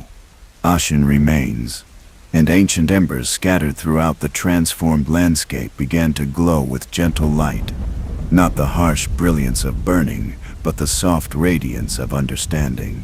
Each particle carried within itself the memory of choices made and lessons learned, creating a tapestry of experience that could be read by those who had developed the eyes to see such things. The merchants and wanderers who had traveled the roads of all three kingdoms found that their journeys had always been leading toward this moment of perfect convergence, when all paths would be revealed to have been aspects of a single road that led from ignorance through experience to wisdom. Their stories and songs and accumulated lore became part of the greater symphony that existence had been composing through their actions and choices. Even the enemies that had tested the hero's resolve were revealed to have been teachers in disguise, their opposition serving to develop the strength and understanding that would be needed for the final transcendence. The demons and hollows and corrupted knights had sacrificed their own peace to provide the resistance that allowed heroism to emerge and flourish. The curse of forgetting that had claimed so many was lifted not through the restoration of memory, but through the understanding that some things were meant to be released rather than held. The hollow state was revealed to be a form of freedom, liberation from the attachments and obsessions that prevented souls from seeing clearly the beauty that existed in each moment. Night settled over the transformed landscape, with the gentleness of a mother tucking her children into bed, carrying with it not the threat of darkness, but the promise of rest that was truly restorative. Stars emerged in skies that had been gray for so long that most had forgotten the beauty of celestial light, their twinkling a reminder that some kinds of illumination came not from burning, but from reflection. The wind that moved through the ancient trees and crumbling towers carried with it the whisper of countless voices, all the souls who had participated in the great story, offering their blessing to whatever would grow from the foundation they had built together. Their words were not commands or demands, but gentle encouragement, the assurance that the ending they had helped create was worthy of all the sacrifice and struggle that had preceded it. In the deepest places of sleep, where dreams merged with dreams until individual consciousness became part of something vast and peaceful and eternal, the heroes of all three ages found their ultimate rest. Not the sleep of death, but the sleep of completion, the profound relaxation that came from knowing that their part in the great work had been performed with honor and that whatever came next would be worthy of all they had given. The fire that had driven so much of the story settled into its new form, no longer the desperate flame that consumed everything to sustain itself, but the gentle warmth that existed in the space between heartbeats, in the pause between breaths, in the moment of perfect stillness that preceded every new beginning. It would burn forever, but quietly, its light available to any who needed guidance without demanding sacrifice in return. And in this state of perfect peace, where all questions had been answered and all debts had been paid, where wisdom had finally accumulated enough weight to transcend the cycles that had bound existence for so long, the tale of Dark Souls found its rest. Not an ending that closed off possibilities, but a completion that opened doors to futures that had never been dreamed of before.